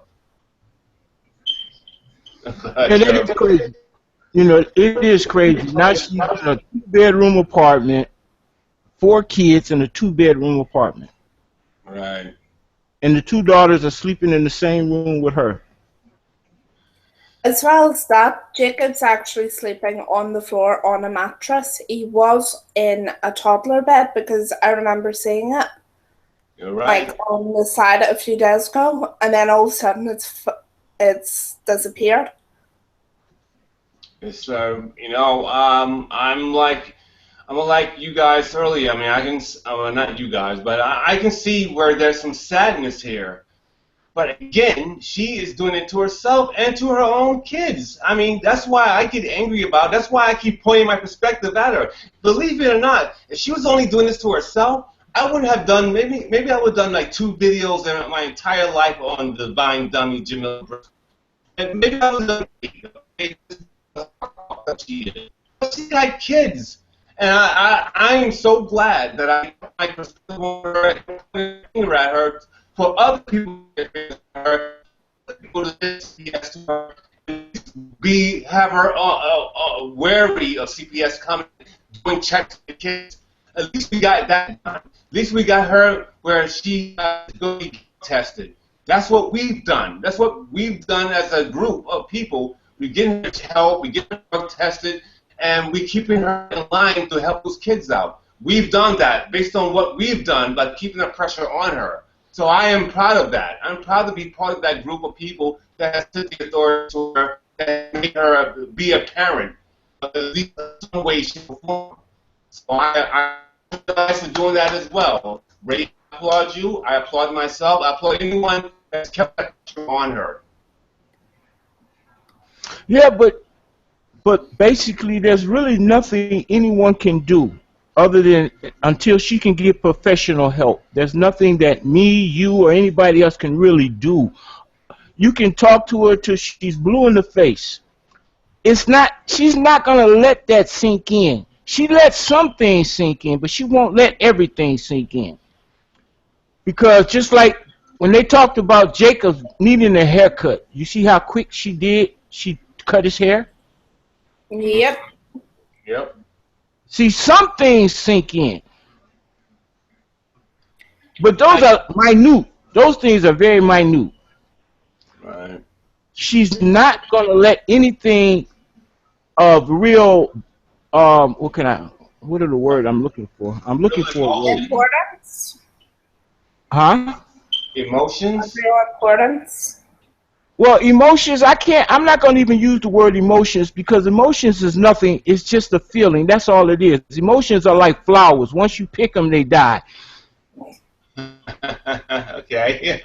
Okay, so I can't use emotions. Okay, we all are very emotional people at times. Not me.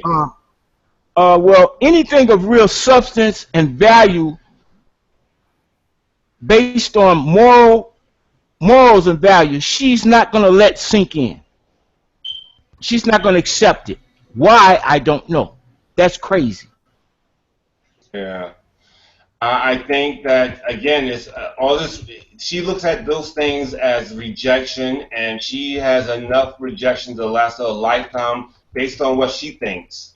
But You how can know, something positive? How can something positive? You look at something positive as being a rejection.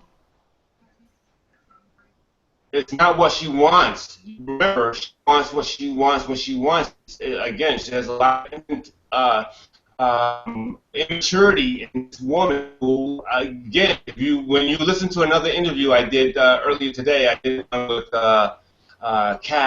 Tiffany, and you're going to hear a lot of the immaturity that she has. She had the same immaturity when she was 19 dealing with those guys with kids when they were 13 and 14. She was 19. It's the same personality and the same she has now, closing in on 40. It's a very immature state of mind. That this is again borderline. She hasn't grew up. She hasn't grown. She hasn't grew up yet. She doesn't.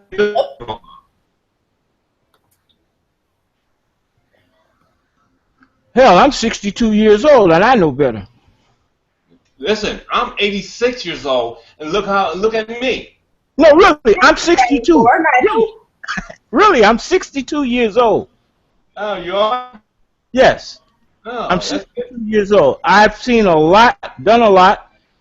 You know, I don't look like I'm 62, but I am. Oh, well, I'm really 87. I apologize, but I do drink enough water and I exercise regularly. So, I keep some of the age off by drinking enough water per day. So, I'm doing really well with my water program, my exercises. So, maybe that's something that she can You get look into. better than me. Since you're 87, you look better than me. I hope to look that good. I hope to look that good in 20 years. Yeah, and the funny thing is, I told people a long time ago that I'm going to live to about 207 years old, and no one believed me. But I'm going to do that. I'm going to live to 207 years old easily, and I'm going to pretty much look like this. I might be a little thinner and a few more teeth, but I'm going to look basically like this and be 207 years old. You watch and see. Well, you guys will all be dead, though, but, The scary thing is, I'm 24, and I have my crop scalar more than what Jamila does. Right. But it's a shame that her 13-year-old daughter is more mature than she is. I seriously think her two daughters are going to be pregnant by the time 2020 comes around, and that's being generous. If they stay up under their mama, they're gonna be just like her because they're gonna take on her characteristics and her influence. So that's a shame right there. I'm with Fabi here. I believe, despite maybe one of the kids at this present time has a different kind of mindset and not really so mom and the sister is, I see both of those kids by the time they're 20 having one kid each. Definitely. Oh, yeah. I see that easily. Because, again, these kids are going through the same things that Jamila has gone through. Right. Feeling like that she's been neglected. Feeling like everyone's against me. No one's on her team. No one really understands her. Those girls feel the same way because their own mother has abandoned them twice. 2007 and 2010, and the summer of 2015, 2016. Her mother has abandoned her, those girls. Her mother has told those girls, some strange man they have never met, that she loves that man as much as she loves her own daughters that she knows for 13, 14, 15 years. That's what she has done to those girls. And those girls, by happenstance, but because of the decisions made by the divine dummy, Jamila Briscoe herself, those kids are fucked. Kids are doomed to be pregnancies and be sexually active, have drug issues, all before they're 4 years old. Multiple problems, and they will quit on life. No one will be going to school. No one will be going to college. No one will have the equivalency. They will be abject failures.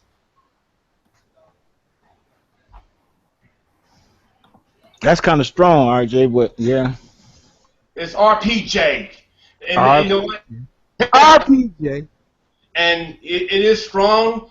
I swear to you, I see that. I sense that easily. I'm actually of the mindset that girls might have 2 kids by the time they're 20, but I'm going to leave it at 1 kid each because I can't see it clearly enough. I'm thinking that one of those kids might have 2 kids by the time. I mean, I was being semi-generous when I said 4 years.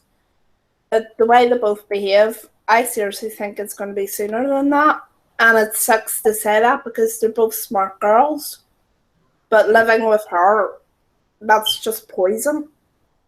Yeah, they are really hurt and they are damaged by the actions of their own mother. Their own mother who has given up on them twice for long periods of time. They feel at hole. They feel empty because of that. And there's no way of getting around. So yeah, they're going to find the first boy to impregnate them, and because they have a little baby that they can give their undying love to, and that baby can give the undying love back to one of the girls. This is why they're going to.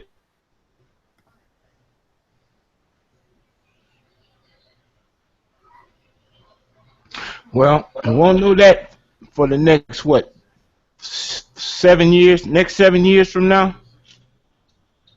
No, well, I actually see this happening very, very soon. One of the kids might get pregnant before 6 years out. I see that. I sense that very, very soon. So you're saying by the time they between 16 and 18 years of age? Yeah, that would put them right about where I'm saying. Okay. All right, that's fair enough. That's about the right age. I get you. I can see. Okay, that's 3 or 4 years from now. Okay, 3 to 4 years from now. So. But I was thinking that more so once the kids go back to school in September, and if she puts them in rural school and not this homeschooling fake bullshit, she put the kids in school, they will have access to the outside and boys, and they will rebel the first chance they get. And be outside and be at these boys' houses. I guarantee you, it's all set up for these girls to fail and become pregnant right away. She set it up this way. I don't think. But that's that. But isn't that the average cycle of females? Because especially in with black mothers that have daughters, that's almost normal. Nowadays, because it's almost normal doesn't mean it's a good thing. No, it's not a good sign, but I'm saying it's normal. That normally happens. Black says when De Niro Red gets out of prison, they will be a whole family. And yeah, right. A whole family. Yeah, they're not going to be a family. Oh, by the way, that's a good point. And we got a few more minutes until the show is over, but maybe I'll do a long show today. But there will be an action or a reaction when De Niro gets out of jail. Let's say he gets out of jail and he doesn't have to do.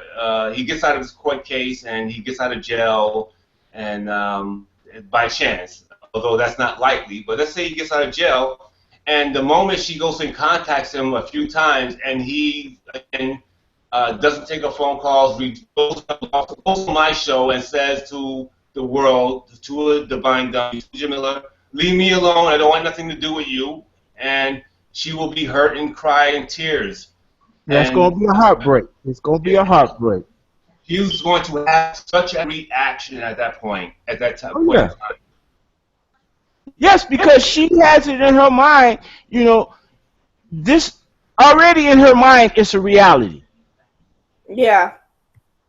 See, she totally believes that, and you can't take that away from her right now. Now, when he actually gets out, yes, she's gonna be devastated. Yes. Then I heard people talk about her committing suicide. That might be the breaking point. Yeah, because right now she gets to have this whole idea in her head, and she gets the idea of when he gets out, I'm going to be with him, I'm going to manipulate him, and he's going to talk to me, and she gets to play with those ideas because she doesn't have to fulfill those ideas. She doesn't have to make those things true right now, and so she can play with those ideas. Those are fine, funny, great ideas that warms her heart, warms her head right now.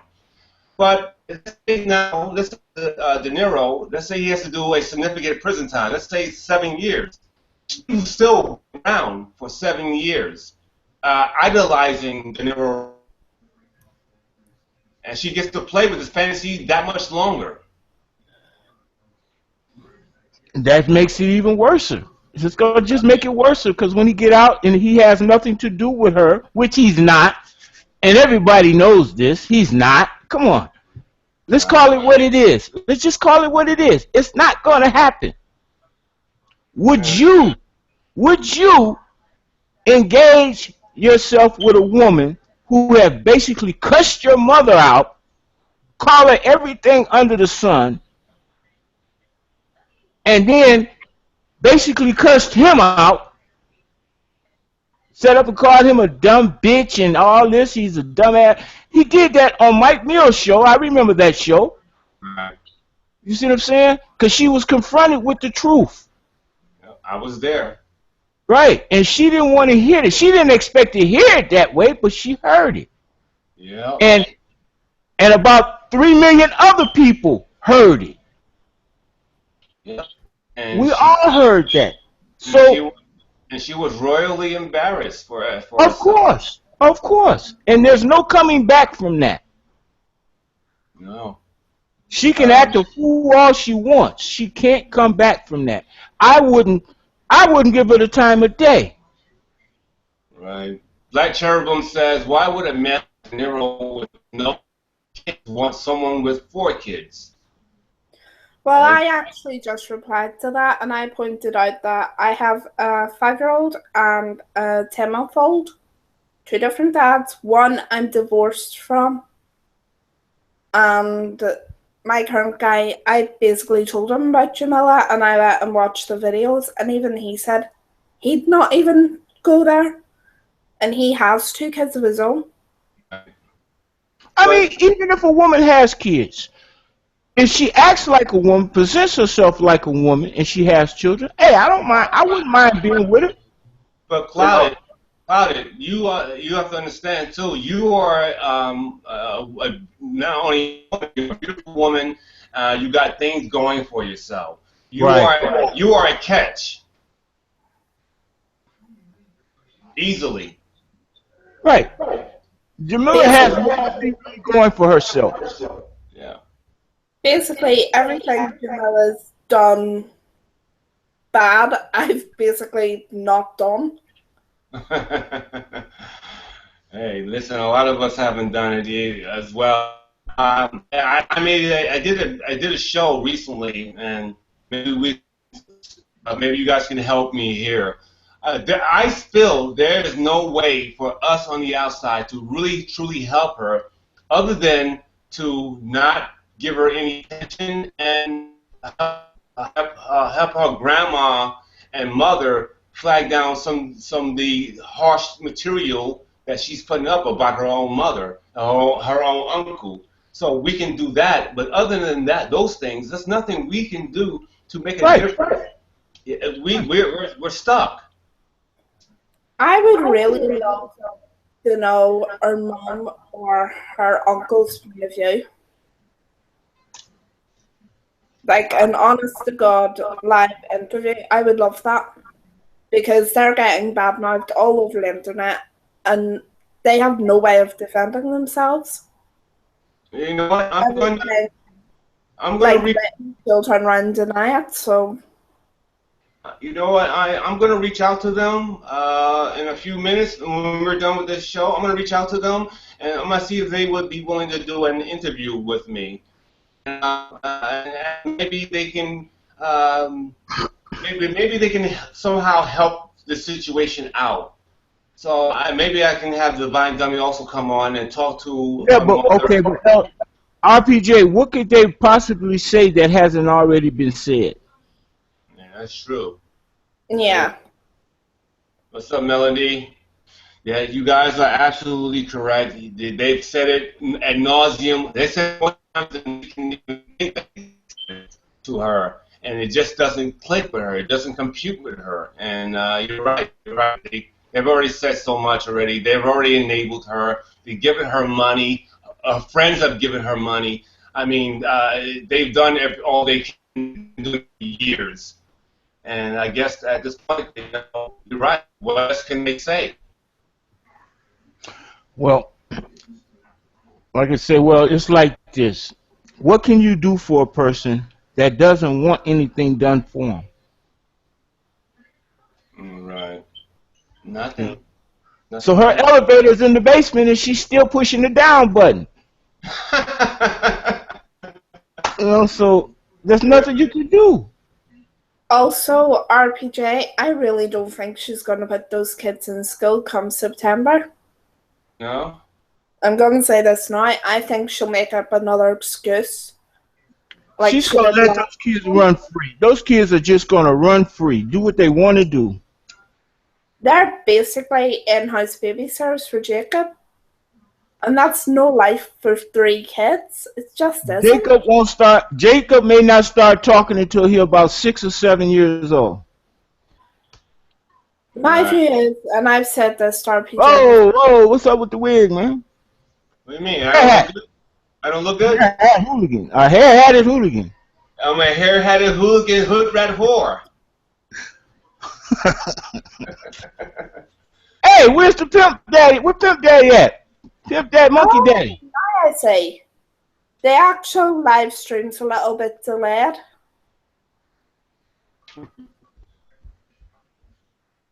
Didn't quite catch that one. I said before, Jamila's made excuses for Jacob since before he was born. And the one that pissed me off was the excuse about not vaccinating your kids. No matter how you feel about it, I know a mother at the minute whose 2 wee boys were both premature. One was a 24-weeker, one's a 32-weeker. Her 32-week little boy was with measles in someone's doctor's office. So now a surgery that he needs has to be delayed because of someone else's decision. Sorry, but when it affects other people, you don't have the right to make that kind of decision. Yeah.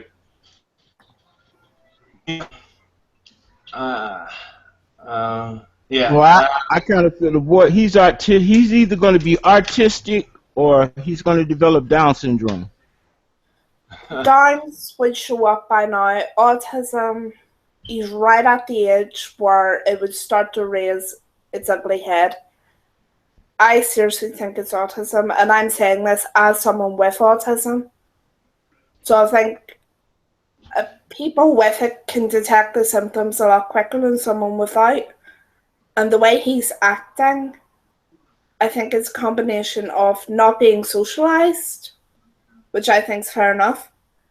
And basically, her excuse is going to be, well, he fell down the stairs when he was, I think he was either 10 or 14 months old. Yeah. And she'll say, well, that's from that. And really, it's not. You can't. Well, Melody, no, you cannot. You say Melody said you cannot develop Down syndrome? Yeah, you're born with it. It's you're born with you're born with Down syndrome? Yeah. Okay. Autism, you're actually born with it as well. It depends on different people how it'll come out, but usually you are born with it.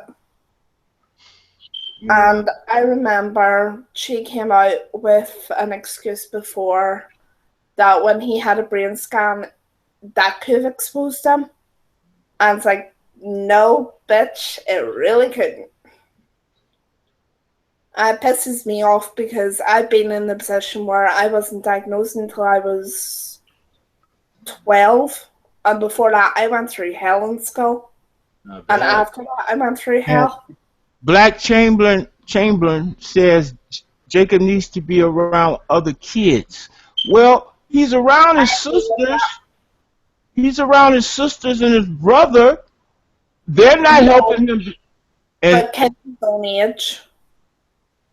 Yeah, kids his own age where he can have dialogue with them constantly because his sisters are probably busy doing social media stuff and his brother's probably playing games and no one's talking to the kid. That development starts at home. That development starts at home and it starts with the mother. I agree. Sure, she's spent the last 3 years online. Yeah, exactly. She's been busy online as well. It's a damn shame. It's really a damn shame. And unfortunately, you know what's going to ultimately be happen here is all the kids will be corrupted. Will all be damaged. Nothing that we can do to help. The CPS and the foster care system will not take these kids, and because it's just too crowded already with black children in the foster care system. So ultimately, these kids will stay where they're at, be somewhat damaged, and hopefully by the time they're 30 years old, maybe one or two kids can say, hey, you know what? I don't have to stay fucked up. Let me change my behaviors. And the other two kids will stay fucked up. And hopefully that could be the situation. But it's no as well as that, I hate to say this about the foster care system, but RPJ, you already know I do foster, so maybe I have a more open view on this, but kids, the older three's age, they just do not get placed. And Melody Melody, she's right. He shouldn't be crying for everything. He should be able to explain. He should be able to explain what he wants. At age 3, the average child starts talking around, what, 2 years old? By around 10 months. By the time they're 2, they should be able to put By together. the time they're 2 years old, they should be able to formulate words at the age of 2. They can formulate words. They may not know what they mean, but they can formulate them. They can even probably could even say a sentence here, a small, short sentence here and there. Right. If I remember rightly. I mean, my son's just starting to talk now, and he is a tiny little bit behind on his talking, but everything else, even Jacob's weight, it's way too high for a 3-year-old. Oh. I mean, I would guesstimate his size is more like a 5-year-old. Because you know why? Because this is why we've seen this a billion times with these terrible mothers and terrible parents, where they feed the kid to keep the kid quiet, to keep the kid entertained. Just feed them, so the kid will leave them alone. They put the kid in front of a TV with a big bowl of sugary cereal, and she does feed that child a lot of sugar too. Oh yeah. Of course she does. And she doesn't understand. She doesn't care enough to see. She just wants this easy for her, so she can go on social media and be.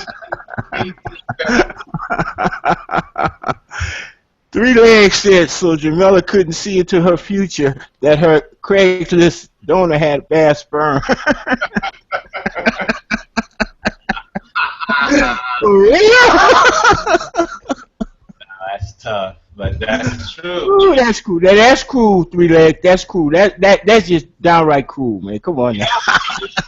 It may not have been his sperm. Remember, he's not in the best of places to have. He's not the best place for stimuli, for talking and words and thinking and emotions.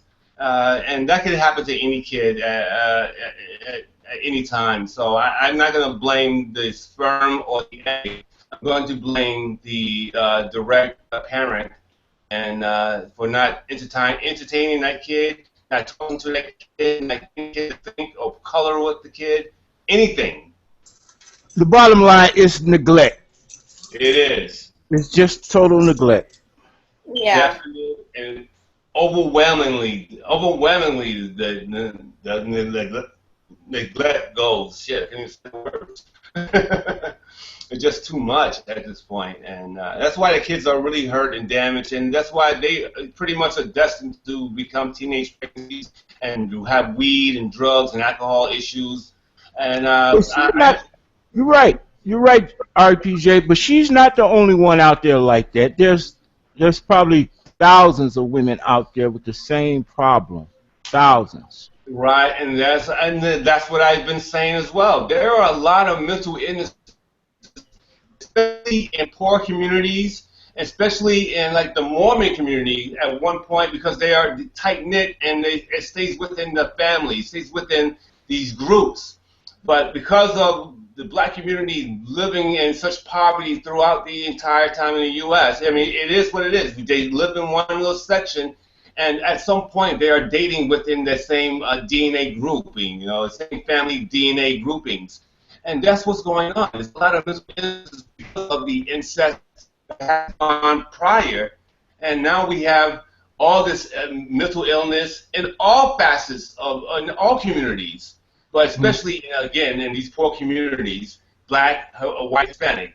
They are the worst hit cases, and mind you, they don't have the resources to even work on mental health. No one's talking about mental health as a thing now. You can't say that. You can't say that, RPJ. They do have the resources to work on mental health. They do have it. They do have it. They have the resources. It's just that people do not engage. They do not. People are not being engaged or introduced to those resources. They're not being taken to these resources, especially blacks. Most black women. Now, I'm not trying to knock black women. Okay, but most black women won't. If they know their child have a problem, they're not going to seek help for that child. The average black woman today, they're not. Especially these young girls. These young girls that's having babies that's 16, 17 years old. They don't know nothing about being a mother. So they're not going to seek help for that child like they should. Right, exactly. They're not. So all this mental illness, okay, who's to blame for it? If we had to put a blame on it, yes, I'm going to blame the black woman. I hate to say that. I'm going to blame the black woman. Especially if you black women put these men out of the house, you put the man out of the house, you say the man ain't there to take care of his kids. You can't blame the man for this. You are the bearer of the child. You are the one who raised the child. So you cannot blame the black man if your child turns out to be an asshole. I totally agree, 100%, Ransom. I will. I have no respect for a lot of the black women and young black mothers out there. I have no respect for them, and quite frankly, because it's been passed down through the last few generations. Black women are not taught nurturing from their own mothers. They aren't taught to love and be a homebody and be a good cook, cleaner of their homes. Those things are not passed down or taught to their girls, to their kids. And quite frankly, being in these poor black communities and seeing what I have seen throughout my life is quite saddening. A lot of the problems in most of these communities, a lot of them have to do with black mothers, black men, black fathers, all because they wanted to put that man on child money. What's that shit called? Child support? Child support, yeah. They want to put that man on child support so they can get paid. Somehow they can get money. That's what they have been brained in their heads because they want money. They want a career. Their career is having a paid for by the government. I believe to change that child support system, I heard a young man on Tommy Sotomayor's show. He made a good valid point. If the woman had to pay for half the child support, don't you know a lot of these black women will stop having so many babies? I agree. And that's a good point he made. And I believe if they start charging these women that they have to pay for that child as well, you know, I think a lot of things will change. A lot of them will probably get back with that man. All depends on the man, though, but it depends on how that relationship was. So I'm not going to just say they probably will get back with that man, because it depends on the relationship. You know, they might have had a rocky relationship from jump. But you know, though, in a lot of these situations, even though these relationships somehow fall apart and fall to pieces, having a situation where you are forced to reevaluate all decisions about getting rid of the father or getting rid of the other parent, you would have to say, hey, you know what? Let's think about this first. Let's really talk this out first. You know, unlike today where they just leave. There's no talking. There's no like, oh, you know what? Get the fuck out of here. I'll be on my own. Nobody's willing to put the work in to maintain these relationships because they don't feel like they have to. There's no rule that says they have to. All the song says that they independent, put a ring on it. So all this empowering single mother shit that's all over the radio and all over social media has really fucked these women up. And now they don't need a fucking man whatsoever. They don't need a man father. They don't need fathers for the kids' lives.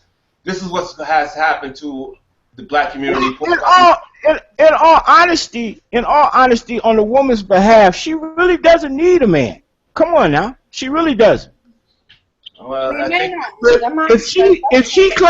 if this woman claims to be a strong, independent woman, as she claims she is, she's able to raise her children. She's able to maintain a household. She's able to keep a job.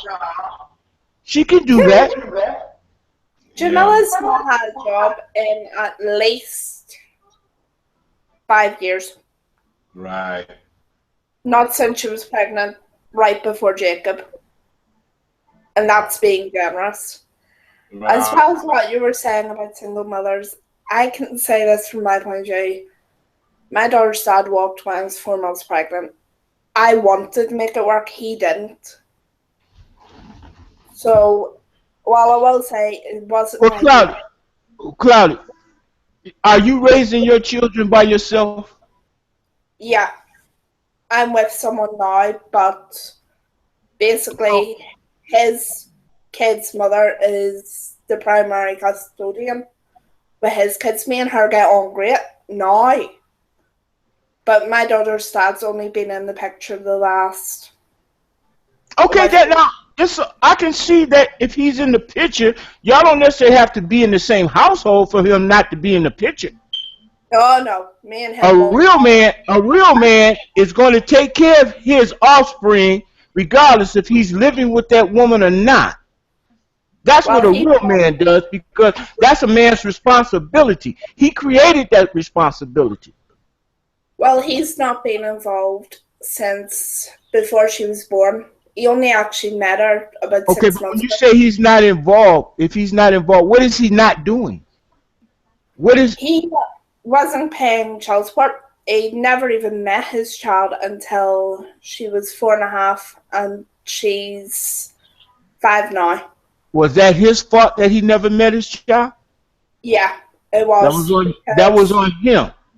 She goes up to his mother's house every week. They spend time together, and that's something I was the one who said, right, if you want to go up and spend time with her while she's at your mom's, I have no problem with that. We don't have to talk then. My rule is I would rather know if he had seen her there, which I think is fair. But if he doesn't want to communicate with me for that and spend time there, that's fine. Okay. Well, let me ask you, what's the most important... Well, let me ask you this. What is the most important thing that he can give his daughter? I can say this from my point of view. From your point of view, what is the most important thing that he can give to his daughter? It's time. I'm not even upset about the child support because, to be honest, I make more than he did. Okay, You know, so it's not about the money. it's being a physical presence and not making her feel like she has to be worth something for him to give a shit. Right, right. That's being brutally honest. And that's And basically if every man stood up and did that, just did that, yeah, it would make a big difference in that child's life. It also make a big difference especially, in his life. I think daughters take it a lot worse than sons because sons tend to. Now I have 6 brothers, and one of my brother's dads was never involved in his life, and for Well, him, well, he every boy needs a male figure in his life. Every boy needs that. reacted physically. For me, my dad issues, I hate to say it, but they did come out afterwards. And I never felt like I was worth anything to him. Like, I had to prove myself just for him to give a damn. And I still feel like that. My dad at least chooses alcohol over me. Always has, always will. Her dad, he basically chose his dick over his kid. Wow. That's being brutally honest. And it pisses me off to this day because she does not deserve that. No Well, kid deserves that. no child deserves that. No child. And you're absolutely right.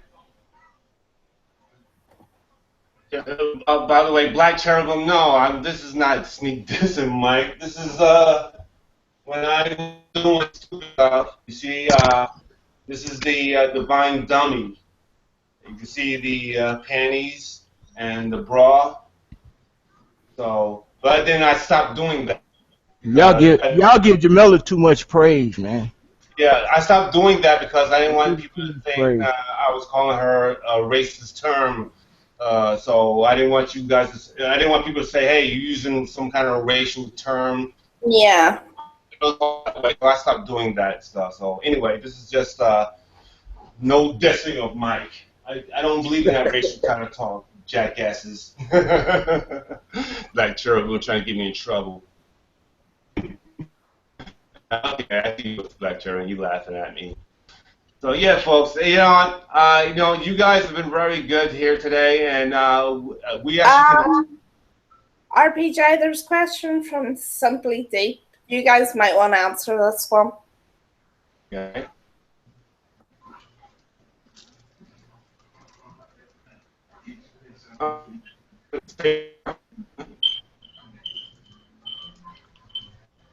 Okay. How did it? None of that. Still have I have.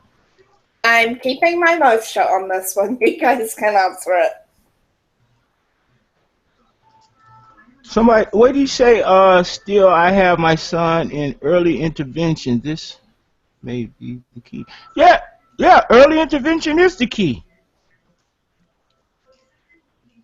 If you catch him early. But sure, Jamila used to skip out on Jacob's monthly checkups. So how would the doctors even catch that? Right.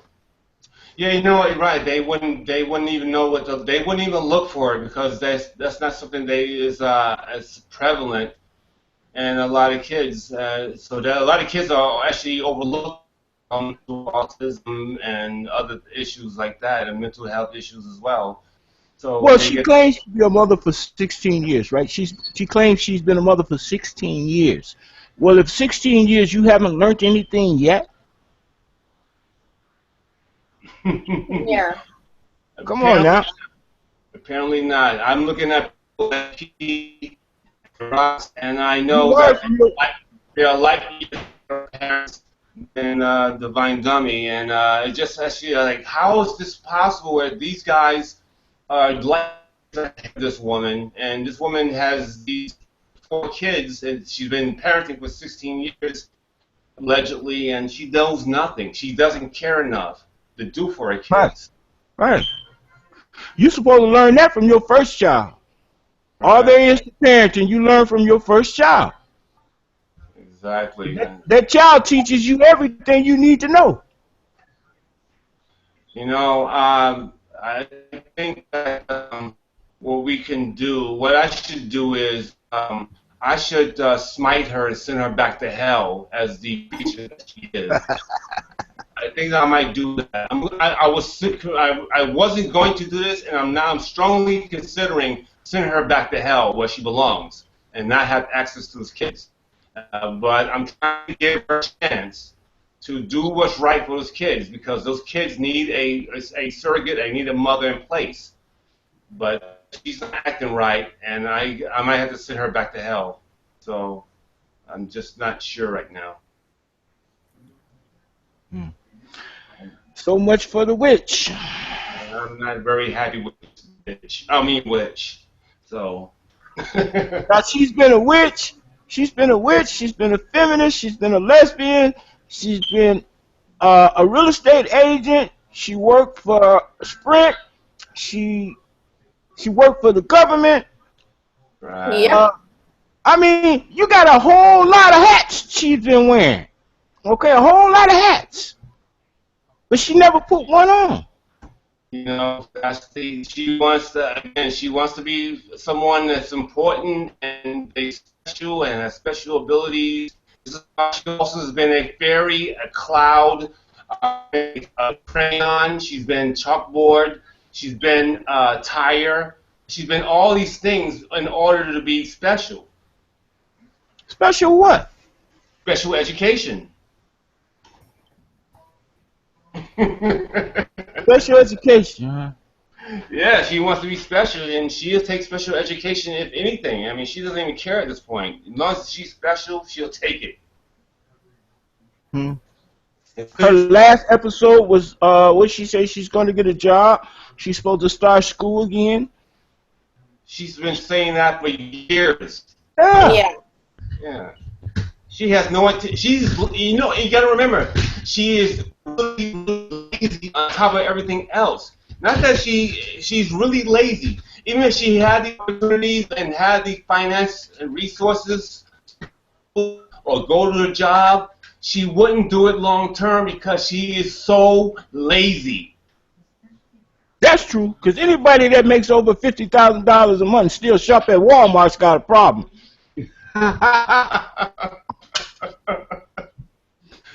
Well, we can be pretty sure. I am more than sure that Divine Dummy makes $0 and 0 cents, other than what she gets as a housing voucher from Section 8 and welfare.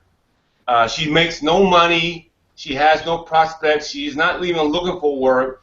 She is not looking to get the kids in school because then it would take some control away from her. She doesn't wake up in the morning getting these kids ready for school. Well, I know she's not making any money as far as her website is concerned. I know she's not doing anything there because, see, that's part of my business, what I do. I do a lot of SEO and search engine marketing, search engine optimization. That's what I do. That's part of my business. And I ran her website through my system. And I just wanted to see what her website was doing, right? Yeah. And she's not really in the search engines at all. I looked at her source code. I looked at the source code of her website. She has no meta tag. She has no keywords, so I know she's not in the search engine. She's not doing anything. Her SEO score is only about 11%, and that's nothing. Wow. Her Alexis code is somewhere in her Alexis. If you look at Alexis, and I'm not talking about Alexis K. Tyler, I'm talking about a website called Alexis. Right. If you look at it, because it rates websites, if you look at hers, her global standing, well, her local standing is somewhere in the millions. And that's way down the line. Right. You know, because She's too lazy to even do working on her own business. I mean, she is terribly. I tried to get her to do that. I tried to get her to focus on her own business. Focus on your business. Forget about social media right now. Just focus on your business. She can't. She's addicted to social media, like a lot of women who have nothing going for her in their lives. She's now addicted to social media. She needs the attention. She wants to be. She can reinvent herself every time by going on social media, and someone new will pop up, and she can always reinvent herself to that new person. Right. So she is totally addicted to it. She needs it. She needs it to breathe. And she can't put in 8 hours on social media. She's mad at the world. I know even rich white folks shop at Walmart. I was just making a joke. I was just being sarcastic. That's all. You're a horrible person, Ransom. You're a horrible person saying that. I know. But wait, Ransom, you're going to help me get my website up. You're going to help me. You're going to work with me. I have no problem. I have no problem doing that. You know, that's part of my business. I'm trying to build. What I'm trying to do, really, Reggie, is put together a mastermind group where we, as black people, we can come together and start building our own economics. And I want to be able to help people, push them in that way. You know, guide them, show them how to do this, how to start your own business. You know, and it's not. I do charge for this, but right now, as far as social media is concerned, I want to get black people together instead of you coming on social media roasting somebody. Hey, let's roast these businesses out here. Let's get some businesses going. Let's start talking about business. You know, I said this about 3 years ago, 3 years ago, and Kevin Smith. I had Kevin Smith. We used to talk on the phone, and I was saying, listen. We can have a little network of people that are in our own cities and our own states. I have 4 or 5 people with me. You know, you got 7, 8, 9 people, and we can build a network. Small little grouping right now, and we can have money funnel in. That's right. Bank account, and when we can make treasurers and presidents, we can build stuff now. We can give back to communities now. All the other cultures that's on the internet, that's what they do. I've watched the Mexicans. Those Mexicans they're starting to build. They're building an internet structure, what they call it, infrastructure. Yeah. They're building. Okay? We black people, from what I'm seeing, all we want to do is get on here and roast each other. Roasting each other is not going to put money in your pocket. If you think that you're getting on YouTube and you monetize these videos, that's putting money in your pocket, you got a second thing. You should think twice about that. That's not going to really help you financially. It really won't. You're not a Tommy Sotomayor. You're not a Tariq Nasheed or any other of those big names that's doing this stuff. These guys been doing it for a while. Right. And it is a gimmick. It's a gimmick to all of that. Yeah, they have to do, you know, and I'm a little bit familiar with this now that, anyway, there are some stuff they do behind the scenes, and they listen to other people who volunteer their tax write-offs to these causes. So there's a lot of meet and greets and talking on Skype with some of these investors. Just like with Tommy Sotomayor, you got to realize there is a cause behind all there. He's got support behind all of this. It's not just his money. He got people supporting him for real that you don't know, that we don't know about. Okay, like you say, it's behind the scenes. So people are paying for a cause. Tommy, a lot of people don't like him. Okay, I can understand why they don't like him. I understand it. But the thing is, what is he really lying about? If he's showing you if he's showing you the behavior of a group of people, why does he have to be alive when he's showing you the behavior? You see the behavior. When you walk out your door, you see the behavior. So why is the man lying? Because one thing, they focus on the fact that he always talk about black women. Well, every time he talk of black women, aren't he showing you the black women that do these things? Don't he show you the black women that do these things? Those are the black women that he's talking about. He's not talking about the black woman that's in college. He's not talking about the black woman that's got a good job, that's taking care of her family. He's not talking about that type of black woman. He's talking about the black woman that done lost her mind. Right. You gotta understand. I talked a lot about the psychology. That's what really got me interested in Tommy. He talks a lot about the psychology of why they do certain things and where it comes from. Right. You can actually, if you can see it coming, you actually can prevent it as well. So I don't understand why you don't use, if he's right, a little bit right about about a particular situation, if he's a little bit right about it, you can do things to offset those things so that those things don't have to become a fucked up or a ratchet situation. He's giving you information. He's showing you the people doing what they're doing. He's giving you the proof. I just don't understand why people. But again, there's a lot of sensitivities. Everybody, their feelings it's all over their hands. Their feelings are all over the place. They are so up in arms. They are so emotional. They can't take that people are talking about that. They are by the kids. They don't want. So but what gets me is that he's giving you the answer to the problem. Ransom, you have an echo again. What'd you say, Cloud? You had an echo. Yeah, I heard an echo. I didn't catch that. I didn't catch what you said. She said that you had an echo. That's what she said. Oh, okay. But anyway, like I said, Tommy is giving you the answer. He's giving you the answer to the problem. If I show you where you're messing up at, the answer is simple. You just correct it. Right. Isn't that the concept? Isn't that the concept of the principle?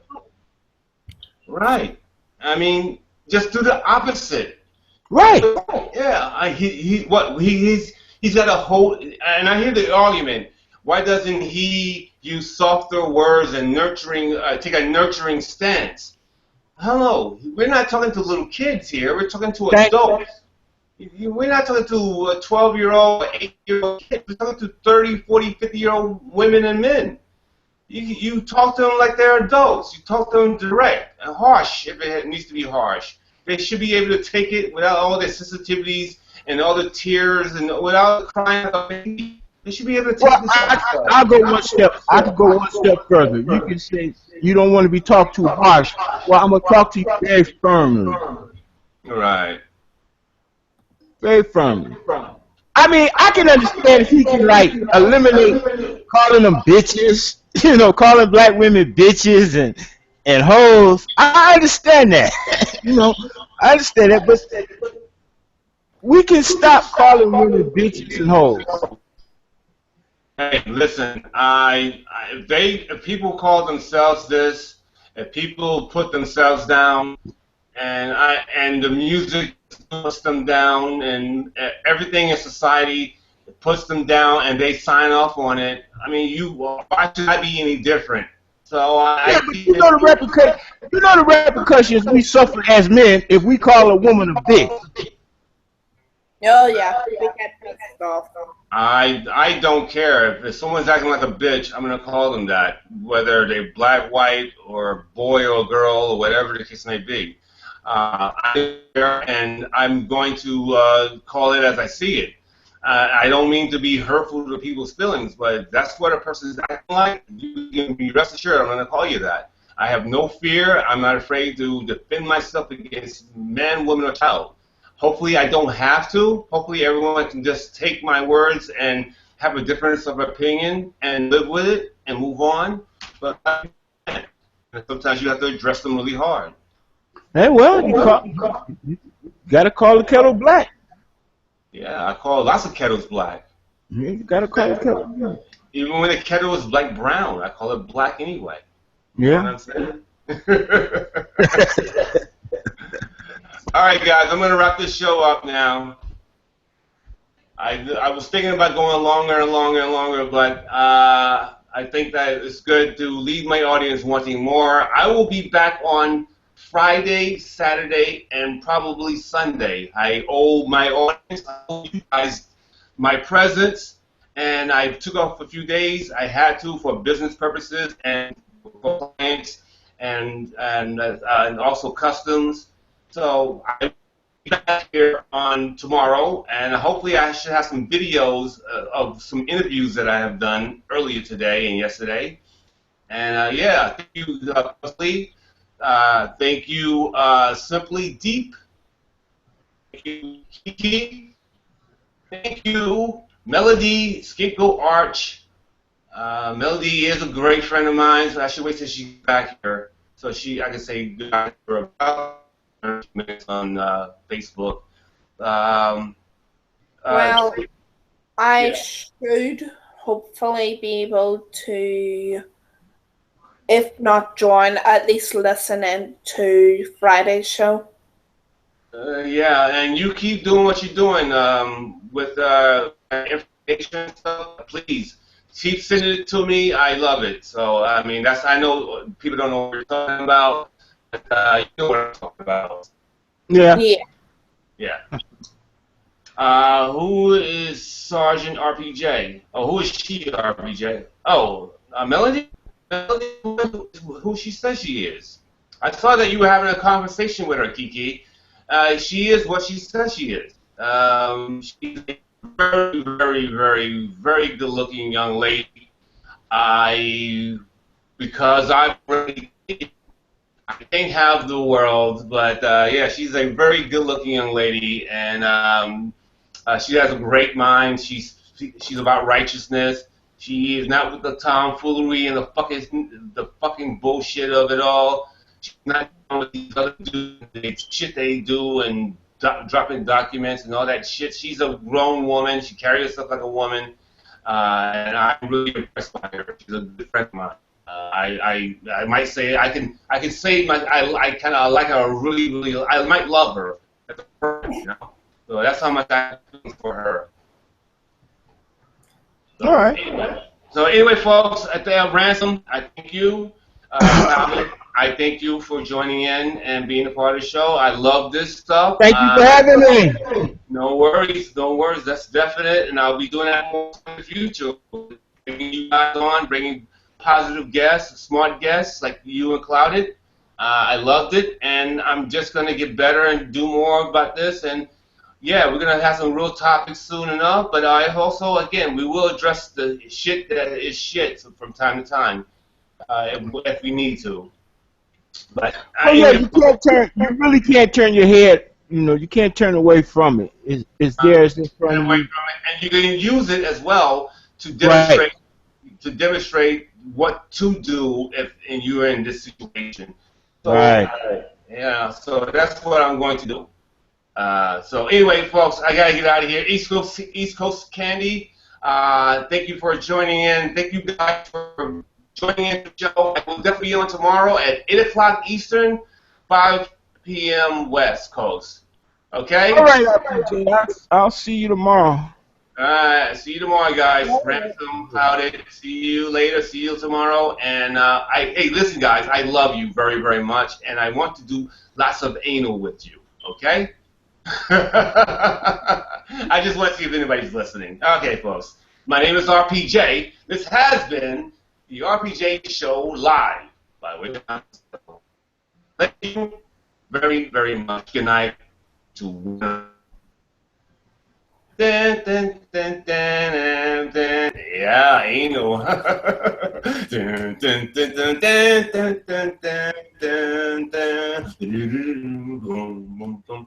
Ooh, anal naughty. Yeah, anal is, give me some carrots. Got me some carrots. Yeah. Oh, you know what? Maybe I do a quick little story on that since I haven't. I tried this thing out. The first time I tried it, it was pretty successful. You know, everything was great. And I always thought that this is always going to be this way. Like everything's going to be clean and simple, and everything was just going to be nice and normal and okay. Second time I tried that was, I think, about 2 weeks later or something. And you know, that opportunity arose. And I go back there to do some digging with my penis. I go back there to do some work, and I'm pounding, you know, doing what I do, and there's you know, things are feeling weird, and things are smelling kind of weird. It smells like a zoo in here. It smells like, you know, wild apes are going crazy in here. I looked down, and I was covered in but I had fecal matter on my stomach and on my penis. It wasn't the. I didn't have a bad reaction. I didn't overreact like some men would scream at her and yell at her, yell at the woman. I didn't do any of that. I just jumped in the shower, cleaned myself up, and I actually told her about her situation, and I did my best to clean her up a little bit before she was embarrassed by what was going on. So I let her know, hey, you had a little spill there. Don't worry, it's not a big deal. But yeah, I was trying to be nice and cordial to her and try to be helpful and not hurt her feelings. I later, I'm not gonna say that. I could tell you that she wasn't just a girlfriend of mine. She wasn't somebody else. She actually was really close to me. And that's one of the other reasons why I didn't go crazy on her, because I loved her. Okay, well, so that's sort of my anal, trying anal out. Okay, I'm glad to mention that to you guys. I'm glad you guys were around to hear me talk about anal. Maybe we might do a show on anal. We'll see. Oh, on tomorrow's show, I'm going to have Kat and Tiffany. Kat and Tiffany will be on the Google Hangout. I also have videos of the interviews that I did with the ladies, and I will have that released some point by the weekend or early next week. Also have that Mike Millz interview that I did with him. I'm going to try to have that one out earlier than next week. I'm going to work on that one first. And that way you guys get to hear some stuff about Mike Millz that you haven't already loved, and you get to know a little bit about the guy, and that he's not all one way. He's not a complete dick most of the time. He's not a dickhead at all. He's a smart guy, and he knows what he's doing. He's aware of his surroundings, and he makes some mistakes, and he fesses up to them. He takes it like a man. He has real maturity to himself, and he knows he has fucked up in certain regards, and he just keeps, he moves on and moves forward. So you get to see that stuff. And on tomorrow's Google will be Tiffany and Kat, and along with other people that I bring on after I do my Google interview with them. And hopefully next week, other guys that I will be like to interview, like Madam Whip has, Art, and maybe Sandra. I like to interview her.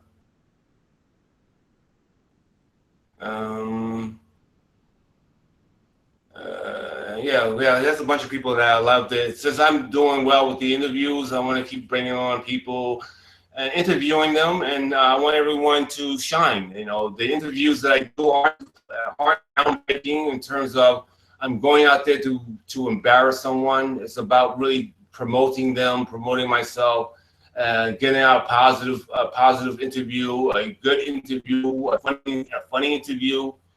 That's what this interview is all about. I'm not doing hard-edge journalism on my friends and other people that I like.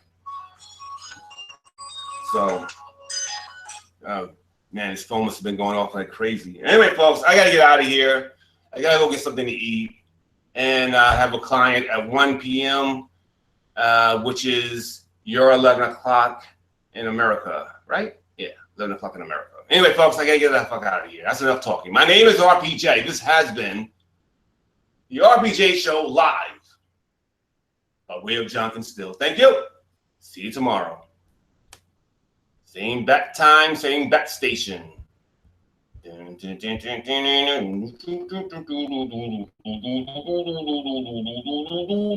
Bye bye. Oh, when I see your name, Simply D, I keep saying simple red, simply red, simple red, simply red, simply red, simple red, simply red, right? Yeah, I think now I'm mind blank. Simply deep, simply red. All right, simply red. Now I remember. Same back station, back alley. Same back alley, same back station. What is this stuff? Okay, let me get the fuck out of here. I'm just so enamored with myself. See you, folks. See you tomorrow. Later.